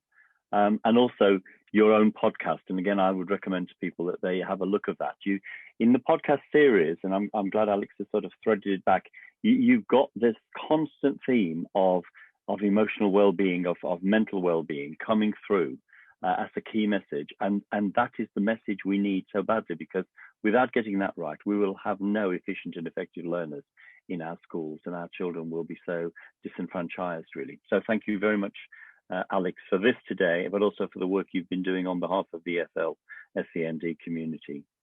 I'm going to go over now to Jonah, who's going to share with us some of the work from Bridge College. Well done. We're on time more or less at the moment, so you have till just after 10 to 12, Jonah. Thank you. Thanks. Hi, everyone. I'm Jonah. I'm the assistant principal at Bridge. I'm just going to talk through today a little bit of work and a project we've been involved with this year, and how Evidence for Learning's worked with that, and how it supported our staff team and the students with their mental wellbeing during a really difficult year. So Bridge, we are a specialist independent college in Manchester. So we're dealing with learners that are older, so we've got 16 to 25-year-olds. We've got a variety of needs, quite a small cohort of around 80. A larger staff team though, because most of the learners are supported one-to-one. So we've been aware this year of what we've had to do with them as well. We've got a variety of needs, ranging from PMLD. We've got really high level sort of ASC learners, but a lot of what we do is around supporting the learners with their health, their mental health, and how we do that is a major part of it. So we have a bespoke curriculum that looks at preparation for adulthood and supporting learners with their next step of what they want to achieve. They can be with us for a short time, some are part-time, but many do around 3 years with us. And our curriculum is completely bespoke, and it's based on the areas of independence, employment, health, and community inclusion. And the idea of sort of how we support learners in a variety of ways runs through that. On top of this, we have a MDT team, and we have a therapy team, and we embed therapy into our curriculum. But we also have sort of interventions that might come in specific ways we support learners with individual needs. And the therapists have a key part to play with how we deliver the curriculum in the college. So this year we were really lucky to be involved with a project with the Association of Colleges, and they've received funding from the NHS to look at how we could improve mental health in education with a specific look at different colleges in the Northwest. So we work with other providers. So St John Woodby, Hotwood College and Bolton were involved with us in the network. Then they were mostly mainstream provisions, so we were specialists, so we were slightly different. But it was a really valuable project to take part of, particularly with this year. You can imagine the challenges that we faced. We're at the start of this journey, and many of the other colleges have been doing this for a bit longer, but it was a useful forum to be placed in, and I'm going to talk around what we've sort of taken from that, how we've used it, and how our approach differed from the other mainstream colleges. So as I said, we've only just started this, but we had this sort of aim of looking at becoming this trauma-informed provision. And we met every month those mainstream colleges to look at what they'd done, how they were doing it, what they'd done to support their learners. We had, our needs were often different, and we wanted to inform everything we did on our student needs, and we were already doing certain things with our therapy team and the way that we were working on it. So we kept meeting each month to form this intent, and it was clear that the way we were going to do this was going to be slightly different to mainstream provisions. But there was going to be similarities with what we did, and we found it really valuable to have that moderation group, have that way that we could support each other, have the chance to meet up and discuss what this meant for our provisions and how we could do it and what we could do together. We were able to share sort of guidance that we produced, and we shared our policies and the things that we had in mind. I think they gained a lot from us as well in the way that we work with our therapy team. We have a really dedicated PBS team, so a real individual approach. We have an OT team, and the way that they work with learners was really valuable for them to look at that. But we got a lot as well out of them, and it was able to shape what we did. And we also got the funding that we could use in a way that we could change that from how they were using their funding. So we looked at a specific way we could use it, and we decided that we would go for some consultancy from a psychology group, because we have worked with psychologists before, but we thought it'd be nice to get some external input on what we were doing and look at it and look at how we could support learners following the pandemic and the staff team. And we also thought the main thing we needed was support with that implementation with our staff team. So we went with a group called Beyond Psychology. So in terms of what this meant for implementation, we worked with this team.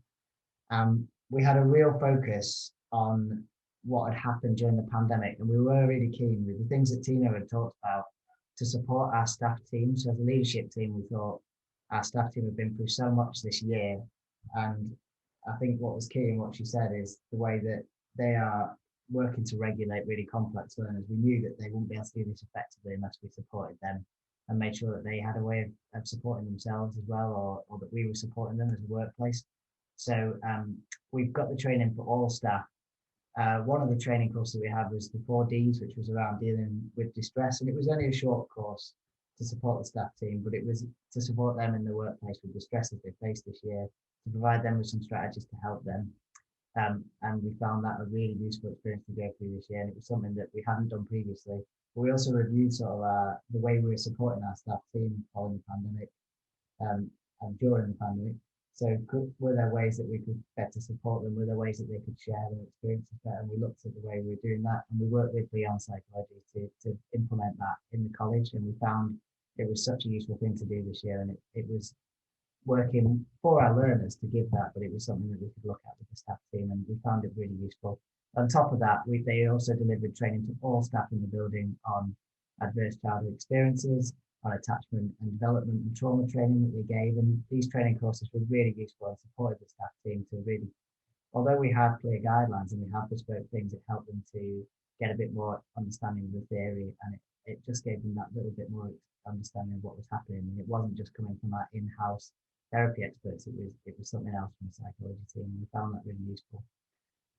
We also worked with this team and targeted our specific groups across the college. So we worked with the governors because we thought it was really important for them to understand the vision of the college and what we were going for.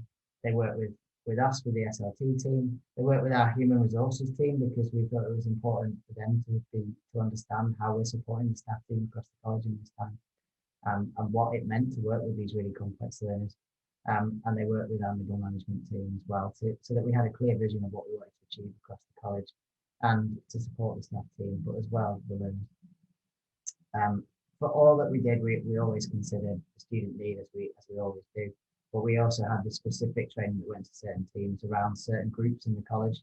Our cohort has evolved over the years, and we're seeing learners that are coming in with needs that we've never seen before, and our assessment processes are so good. We can look at that, and we need to find new ways of working with them. So it was interesting to have the chance to put in specific training in place with different teams and then roll that out across the provision. We have a supported internship course with higher functioning learners that want to work into the world of work, but they have really complex mental health that we needed to look at ways of working with them, and we delivered specific training for those groups that work with those. So all that training that we'd put in place and all the new changes and tweaks to guidelines and things that we've done, we wanted to see the effect that this has had, and this is where evidence for learning is such a powerful tool. We've used it for 6 to 7 years in the college, and we know what it can do, but we had a particular focus this year on using it to produce these clear case studies to actually show the impact of the projects. So the specific change we made and the support we put in place for learners and the staff team, how can we show that this has actually had an impact? And we use evidence for learning across the college, but we were able to see for our assessment of it. So we use insights, and the assessment showed that we were making improvements with certain learners' targets and in the area of health, and the things that we put in place with the curriculum. We were showing that we had achievement, but also it was what we were asking the question: what is achievement in this time for our recovery curriculum and for the learners that were coming back into the college? So we looked at that. We produced these case studies, and evidence for learning is great at that because we were able to see the actual impact in the building. We were able to look at it. We could produce these quick case studies, and also it was the thing for the team was it was brilliant for them to share what they had done, and that idea of we were supported and this is what we delivered, and we can show that to others in the building was an amazing experience for them. But they could actually see the impact they'd had with their learners, and I think that is why they come in every day. So it's a brilliant thing, and all the things we talked about, all the training we put in place, it doesn't really mean anything unless it's an impact for individuals in the building. And the brilliance of evidence for learning is we could show those case studies and we could do it. Also this year, we volunteered to be part of a pilot inspection with Ofsted because they wanted to test how the Common Inspection Framework works during a pandemic. And we wouldn't have done this unless we knew that our staff team were going to be okay with this, because if you think of the idea of trauma and a traumatic event, for many people in education, Ofsted coming in can be quite traumatic and it can be quite a hard thing to deal with. So we volunteered them to come in, and we needed to know that our staff team could cope with this. There was another thing on top of it, but we knew that the things we put in place there were running well. As a senior leadership team, everyone was working to their best abilities, and we knew that we were at this really good place where we provided strong home learning. We knew that the things that we put in place were working, partly down to the case study I talked about evidence for learning. We could see it, we could see these things. We knew it as a leadership team anyway, that everyone was happy and it was working. So we volunteered for this, and then part of what they looked at was the actual impact of the things that we've done. And there was a key focus, obviously, on the things that happened during the pandemic and how learners have been supported. And again, evidence for learning helps us clearly show those case studies and the things that have been put in place and share that with the Ofsted inspectors. The way that inspection occurred, again, was slightly different. I think we've been through the inspection with the new Common Inspection Framework, but they were more mindful of going into spaces because some rooms had capacities and we didn't want people to mix. So the way that they were delivering that inspection again was slightly different. There was more talking to people around the building, and they often used evidence for learning to share their best practice and to share the case studies and where they'd supported learners. But again, the feedback from Ofsted was brilliant, and they were outstanding in all areas. Although this was only a pilot inspection, they were really pleased to see the way that we had this MDT approach to support learners back into the actual building, and how traumatic that would be for some of them that had been at home for large periods. We'd had learners that had shielded for over a year and not been out in the community, and they wanted to see how we'd actually managed that, because that was a huge thing, and how that had been done, and we could clearly show that. We had learners as well at that time. They were just starting to go back into work where it was essential, and we could show again that was a really huge thing for some of our learners to go back into a crowded workplace or back into the community, was that they hadn't done it for so long. And we were able to document how we maintained those skills or supported them to again go back out into the community. And we did that through case studies and using evidence for learning, and staff talking through the amazing practice and the way that they'd implemented training. And that was a really powerful thing. So this, the project is in its early stage. We're only doing it for a year, but it doesn't stop. And I think we're looking at the next steps already. We're shaping the improvements in the areas of PHSE in the college for this, and we continue to improve our health curriculum. I think we are continually assessing the learners and what's occurring, and we're constantly making changes, but we're using the training and the way that the things that we learn in this project to continue to shape these areas. We've got a big plan on our quip for next year of how we actually continue to improve this community engagement. We clearly lost some things this year from learners not being able to go out as much across the curriculum. So we've got a way that we're going to do that. And the first thing we need to think about is how we're going to do that with our learners and how we're going to deliver this. So we've got projects in place for that, and we're going to be looking really closely at the way that we the training that we have and how we do that. We've got projects with other external providers, including 42nd Street Manchester, to look at how we're going to work with our LGBTQ+ parts of the curriculum. And we've got a changing cohort again. We've got learners with real specific needs in that area, and we're working with people to help with that. And I think everyone's gone through so much this year that we wanted to support them. So as we will continue to improve that MDT practice with these things that we've learned.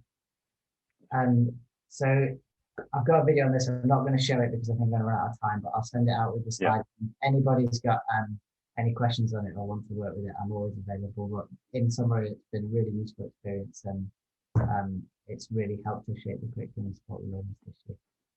So, Jonah, thank you. You've again given us some rich perspectives that complement what others have said, particularly the Ofsted experience. I think that will be helpful to colleagues, but to show how embedded you've made your practice in the Evidence for Learning app and how that has been empowering in terms of student voice, but also in terms of quality practice amongst you as a staff team. So thank you very much for that presentation.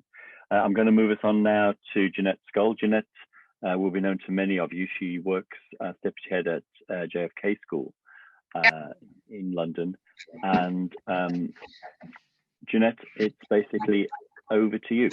Thank you. Right. What I'm going to describe really is how we used the Evidence for Learning indicators to do what we chose to do in the autumn term or term 1 or 2, depending on how half terms are described in this day and age, at JFK School. So I've only got 4 slides. And I haven't got any pictures of the indicators, but if you use the app, you will be familiar with the indicators, and we quickly put together an indicator that we could use. It sounds a bit mysterious, but all will be revealed. Okay. The recovery curriculum is quite an interesting notion, actually, and the way it's been described, I'm just putting my timer on, but I know I'll be told after 10 minutes. The way it's described also is quite puzzling, because we have recovery curriculum and what does it mean? We thought about it in terms of 2 questions. They're both 2 very similar questions, and they both have, well, they're 2 different questions, but they have the same answer. So in the summer term last year, I really couldn't help but think, and I think all the school leaders around me couldn't help but think, what is really going on with our school community? Because a school community is a thing that exists in a place where it exists, and outside of that as well. But it's a very defined social space. And suddenly we hadn't seen lots of people in our school community for quite a long time. And we really wondered what was going on with them. You know, what is really going on with our school community? And the answer to that is, we don't know. And what we know, we don't know. We just don't know. And then the next thing that we were thinking about, really, and I was thinking about this very much, is what will our response be to this in September? And again, we didn't know, but we knew we didn't know. And one of the things that I kind of thought about quite early on was how we're a school where we have quite a number of learners who've got very complex needs. We're not different to anybody else. And we just wondered if we might have to relearn our relationship and our connection with our learners. But we went ahead and we were really puzzling. And the picture of the rock on the front is my pondering face. imagine that little face. I think I probably do have a pondering moustache that I should tape on, looking out the window, just thinking, what are we going to do with this? It was quite something. So what we did was we listened and we got inspired by others. And I'll come to that in a minute. So based really listening to Barry very carefully in the conference last year, and Tina Rae as well, we were very inspired by what we heard, and it gave us a sense of direction, and it gave us a sense of understanding that we could share with other people in the same situation. It was quite that conference was actually pretty amazing, and as I came away from it, I started to have ideas, as I have today, listening to people. And so we got to the point where we know the recovery curriculum, it's not a curriculum, it's kind of a phenomenon, really. You know, it's something that doesn't live in schema and framework, and that's a really difficult thing to explain to teachers, especially teachers in England, because we have this kind of national curriculum overarching everything, and no matter what our relationship with it is, we still have this understanding of curriculum that's unusual sometimes when you look at it from a wider perspective.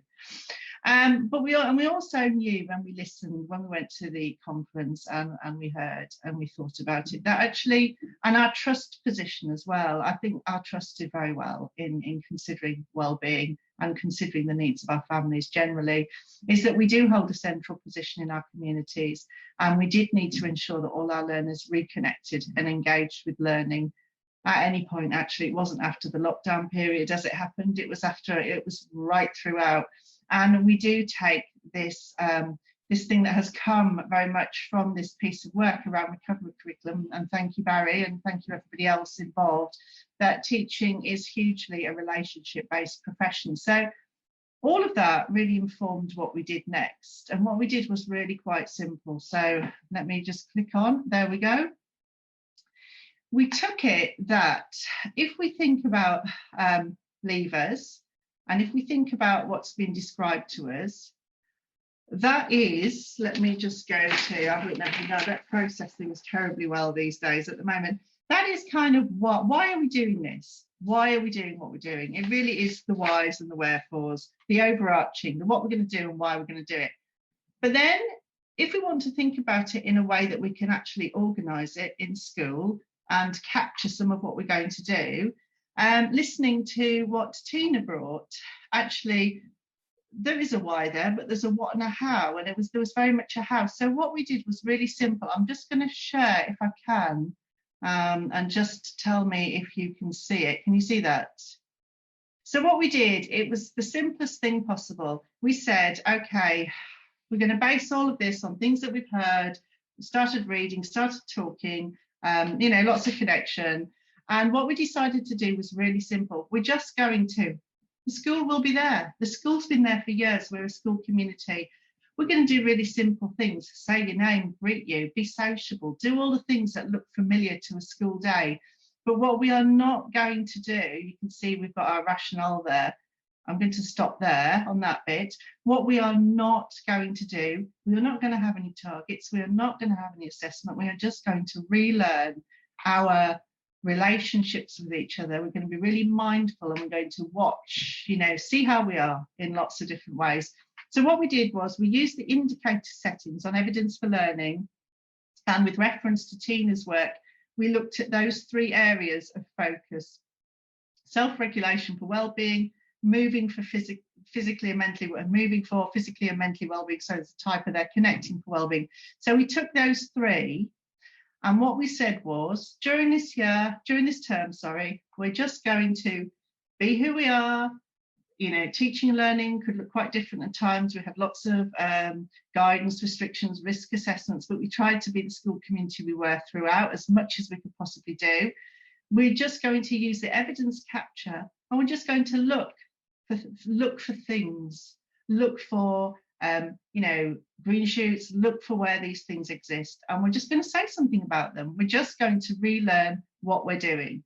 And then at the end of the first term, we had the evidence, which was linked to an indicator, so we can filter it and pull it up and have a look at it and have a discussion about it. And mainly it's just asking questions like, what happened to us? Where are we now? Where were we? Where are we now? What worked? What didn't work? What is working really well? What do we need? Just loads and loads of questions. And then, ironically, we went into the kind of part of life where, and this was something that we did with teachers, just so that, because we couldn't cross sites, we just had a little kind of blurb chart so that people could kind of, initially talk about what might appear in the various things that we were looking for. Because, not everybody knows, and actually not everybody's come back 100%. Oh, sorry, I'm going to screen share and I'm actually looking. Not everybody else comes back 100% totally feeling confident either. So that's what we did. And then at the end of the term, we all got together and we really talked. And then we started looking at working forward. What would a personal learning goal look like? What did we know?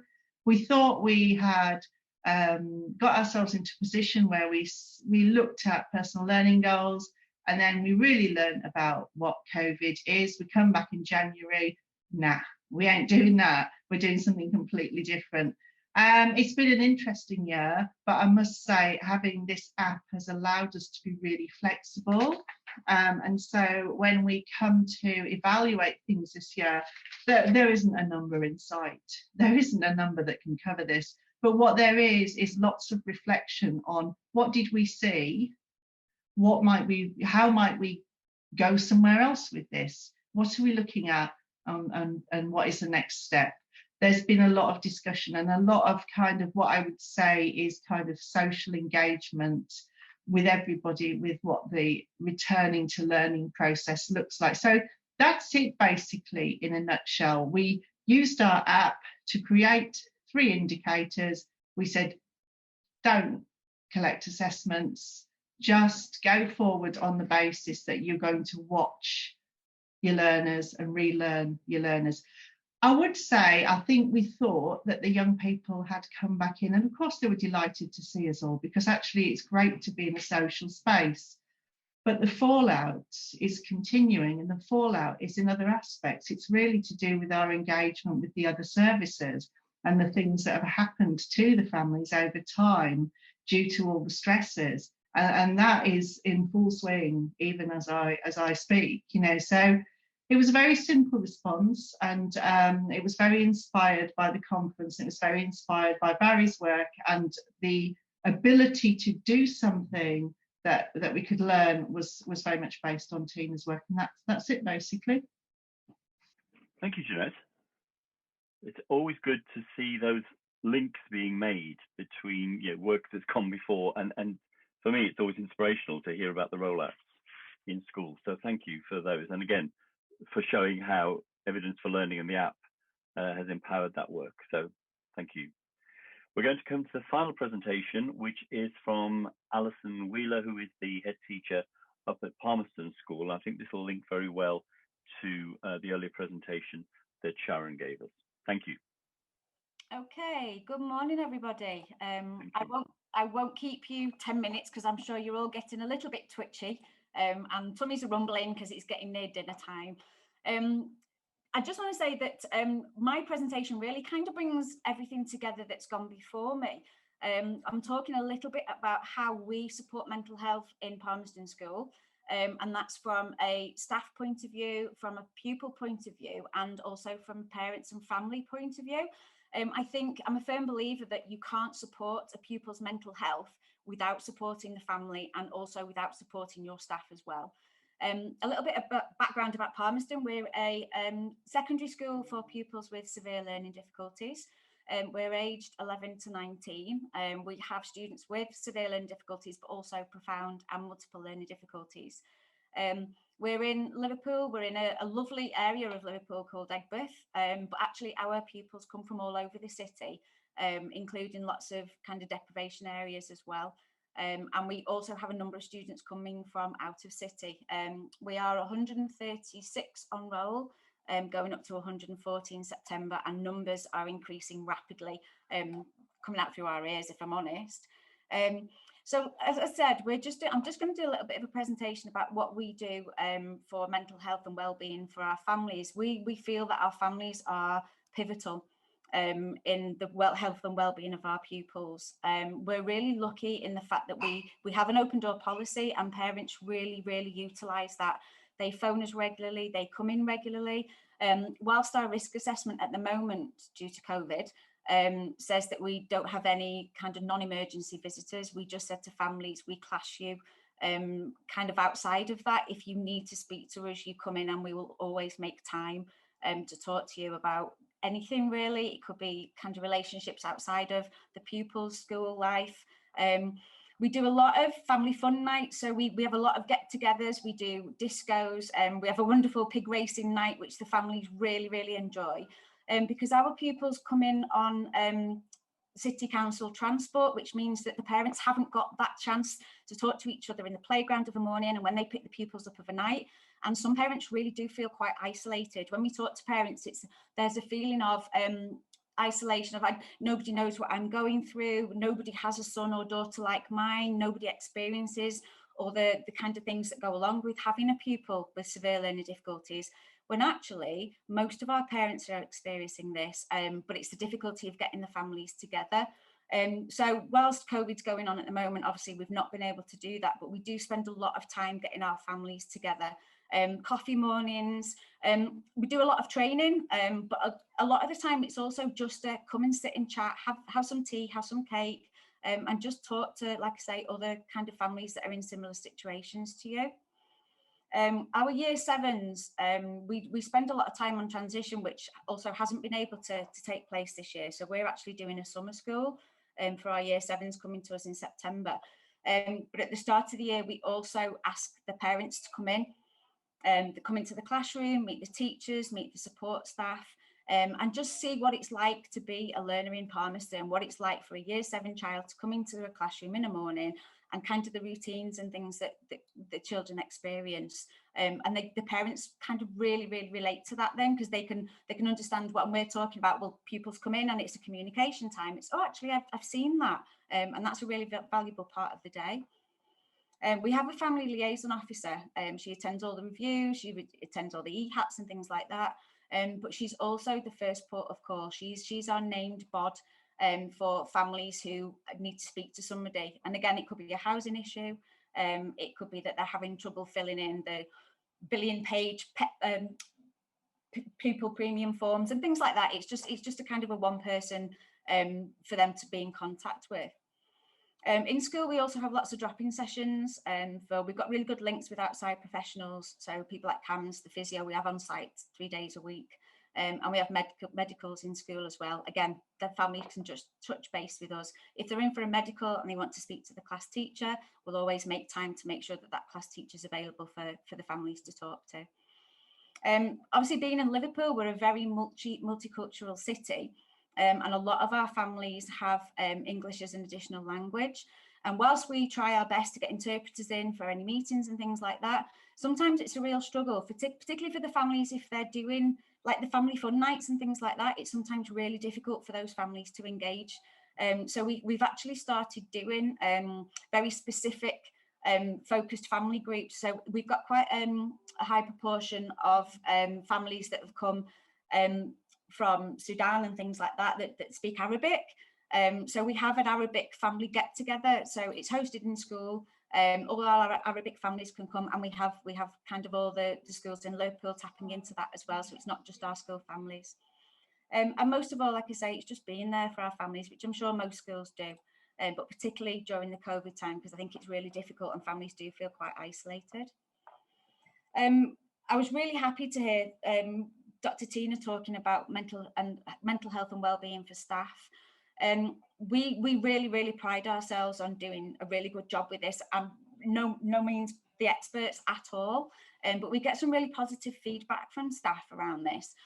So much so that we've actually brought in a staff wellbeing policy, which you can just see on the screen there. I'm happy to share that with anybody if you want to get in touch with me. But we do things like staff shout out board, which I've actually seen is actually empty on your screen. When I took this photograph, it's the end of term, and I've taken all the post-its off. But it's pretty much when staff do something nice for each other. They might see something nice in the corridor. It might be something outside of school. It might have been a telephone call just to check in. And then that staff member can write that staff member's name on the board, and at the end of every half term, we take all the names down, we shuffle them all up, put them in a hat, and in assembly, we ask one of the pupils to pick a name out, and that staff member gets half a day, fully paid. They can do whatever they want, they just take it and they can go shopping or whatever.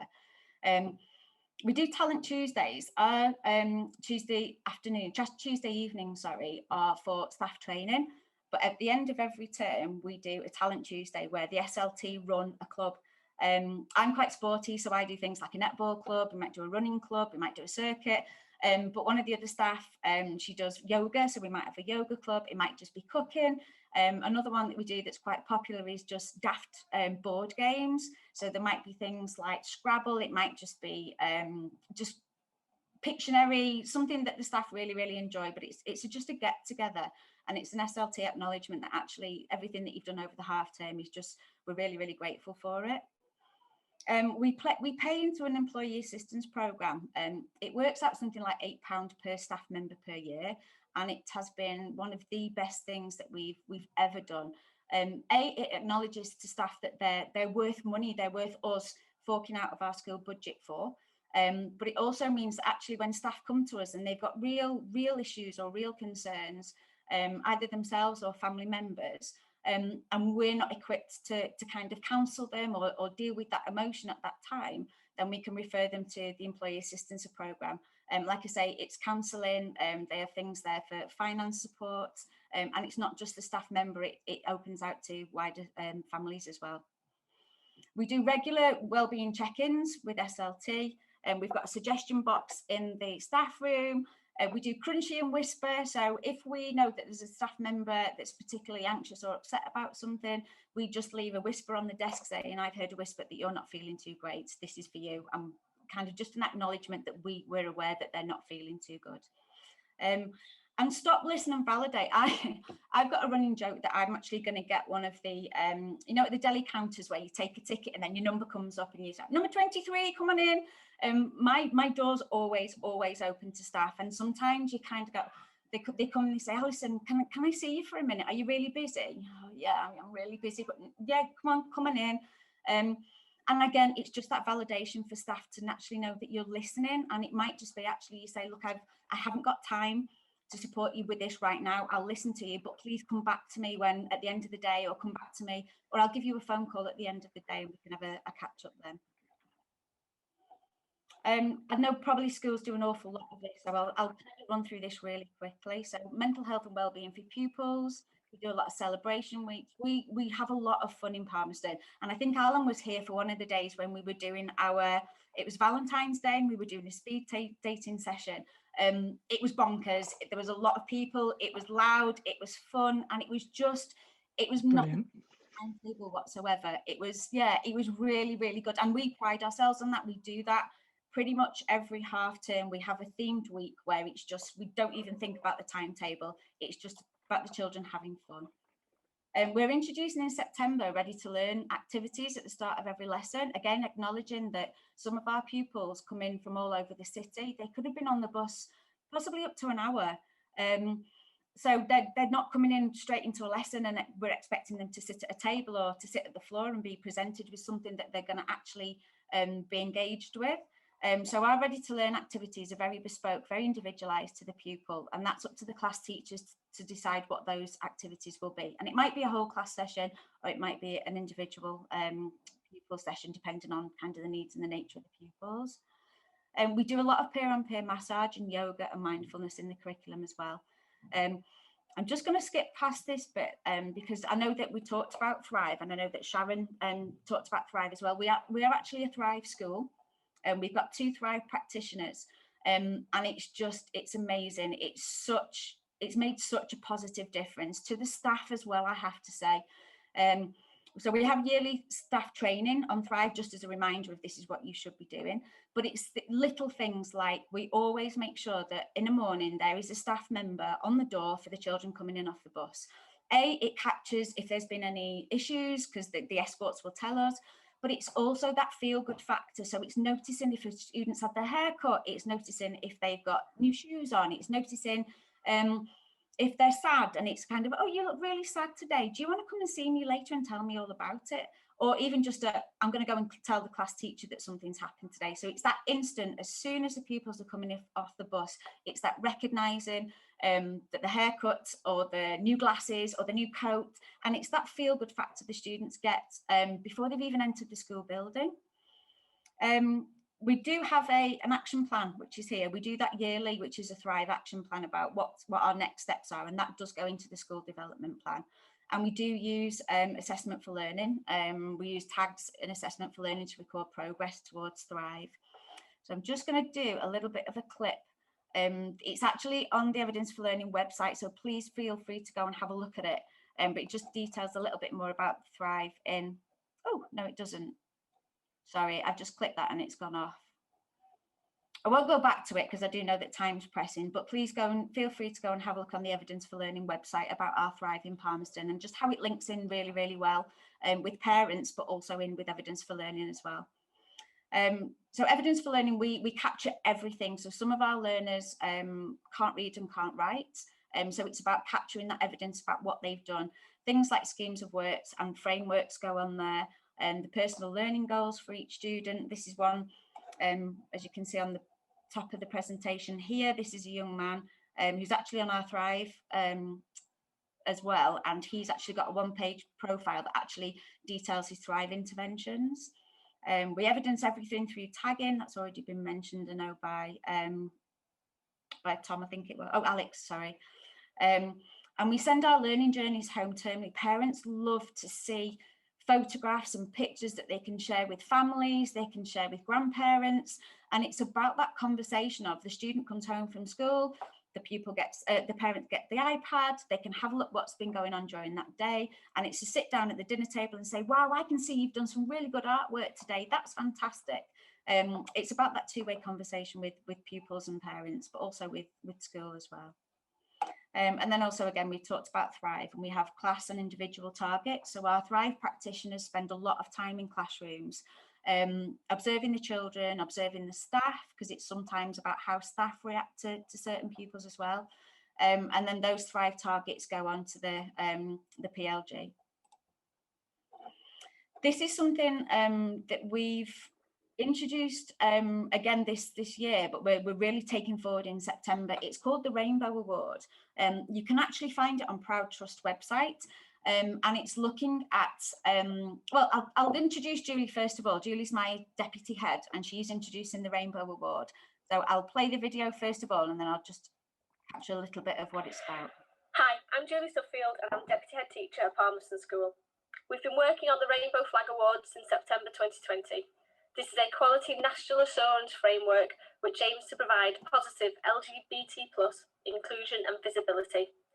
It's something we're working on within all parts of our school community, not just our pupils, but also their families, our staff members and their families, our governing body, and everyone else who's involved in school life.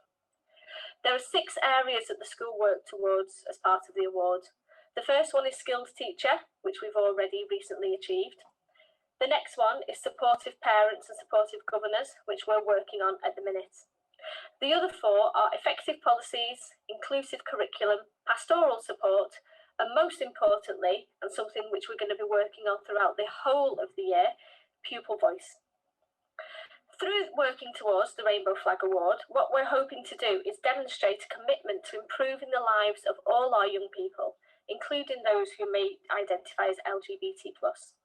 As well as any families who may identify as LGBT+, and staff members as well. Like I say, we're kind of in the early stages of the Rainbow Award, but if anybody wants any more information, either contact me or Julie directly, or just have a look at the Proud Trust website. Just lastly, to finish, I know that sort of schools talk about kind of academic work and things like that, but I have to say my proudest moment was our opening statement on our Ofsted report, which said pupils love coming to Palmerston School. That means the world to me as a head teacher, because it means that they're actually coming in smiling in the morning, which means so much that actually they're ready and they're ready to learn.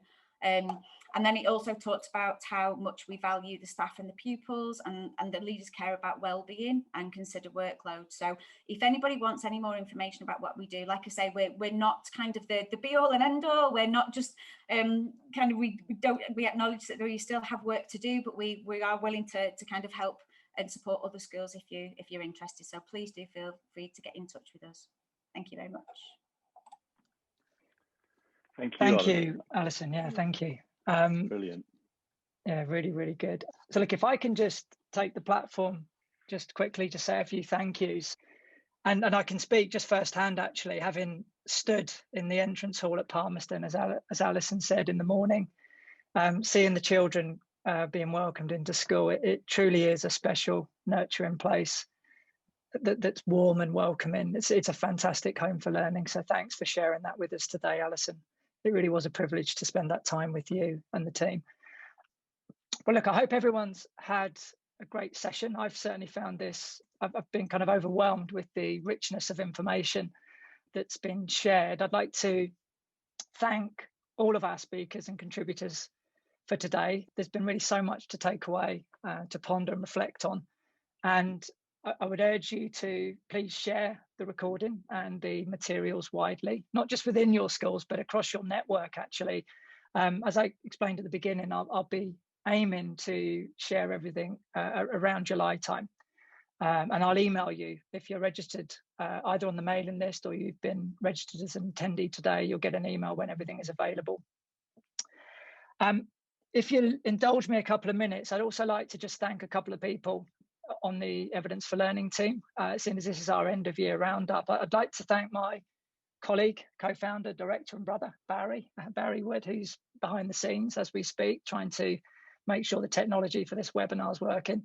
And I'd also like to thank everyone on the EFL team for their constant efforts and resourcefulness. This has been an extremely challenging year. I think we've all found ourselves working outside of our comfort zones, and I know that's the case for everyone that's listening and with us today as well. And that really brings me to my last thanks. I'd like to say a huge thank you to everyone that's participated, contributed to the EFL LearningShared community in any way, whether as a panelist, a presenter, a speaker, or even just as an attendee. At every event we host breakout rooms, and they're wonderful opportunities for colleagues to network and learn from and be inspired by each other. It's by far and away the most favorite part of what I do. I feel truly blessed to be around such inspiring people. So thank you to everybody. I'm hoping that next year we can go back to face-to-face meetings. I think we'll keep Zoom for some meetings because we can record the meetings. It's a great way to be able to participate without having to jump on a bus or a train or your car. But you can't beat sat around the table with colleagues and starting to thrash out ideas. So we'll keep you posted of more events next year. But in the meantime, I'd like to wish everybody a very safe and restful summer period. We're not quite there yet, but I look forward to working with you all in September. And I'd like to leave really the last words now to Barry. Thank you, Alan, and obviously our thanks has to go to you for all the facilitation you've done throughout this podcast series. Just listening to Alison at the end there, it really brought home that mental well-being is so poignant and pertinent to our schools at this point in time, not just for the children's learning, which we've heard about extensively today, for the staff well-being too. And Alison, the family parent dimension you brought in there was terrific. In fact, to be truly honest, Alison, you really won me over when you got to the whisper bars. I actually did want to text you and say, have you got a vacancy? Because that would certainly bring me back into the profession. Look, folks, this has just been a fantastic opportunity. For me, this is officially the last event I will do this academic year for Evidence for Learning, and I will actually be starting my retirement. But I'm pleased to say that I'm not actually retiring from Evidence for Learning. I've decided that's the one thread that I will keep going because it's such a fabulous community to be a part of, and I think it will help me in my transition at all phases of my life at the moment. So thank you for being here today, for listening, and do just share this with others. Let them become part of this community as well, because it is a community that values our children, values their learning, but also values you and each and every one of you in all that you do for the work of our children with special educational needs. Go and have that really good rest this summer. Oh boy, do you deserve it. Thank you. Take care.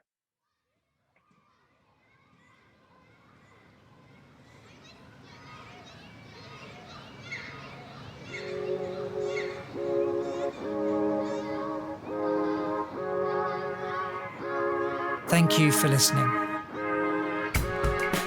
The homepage for the podcast is www.learningshared.org. Barry Carpenter's webpage is www.barrycarpentereducation.com, and you can email us at learningshared@theteachercloud.net or tweet us at _learningshared. Don't forget to subscribe so you don't miss an episode, and please do get in touch with feedback if you'd like to either suggest a topic for a future episode or if you'd like to be involved in any way. Finally, you're welcome to join the conversation via one of our online communities of practice. We've got groups on Facebook and LinkedIn, and details are on the LearningShared web pages. So for now, thanks again for listening. Stay safe and be well.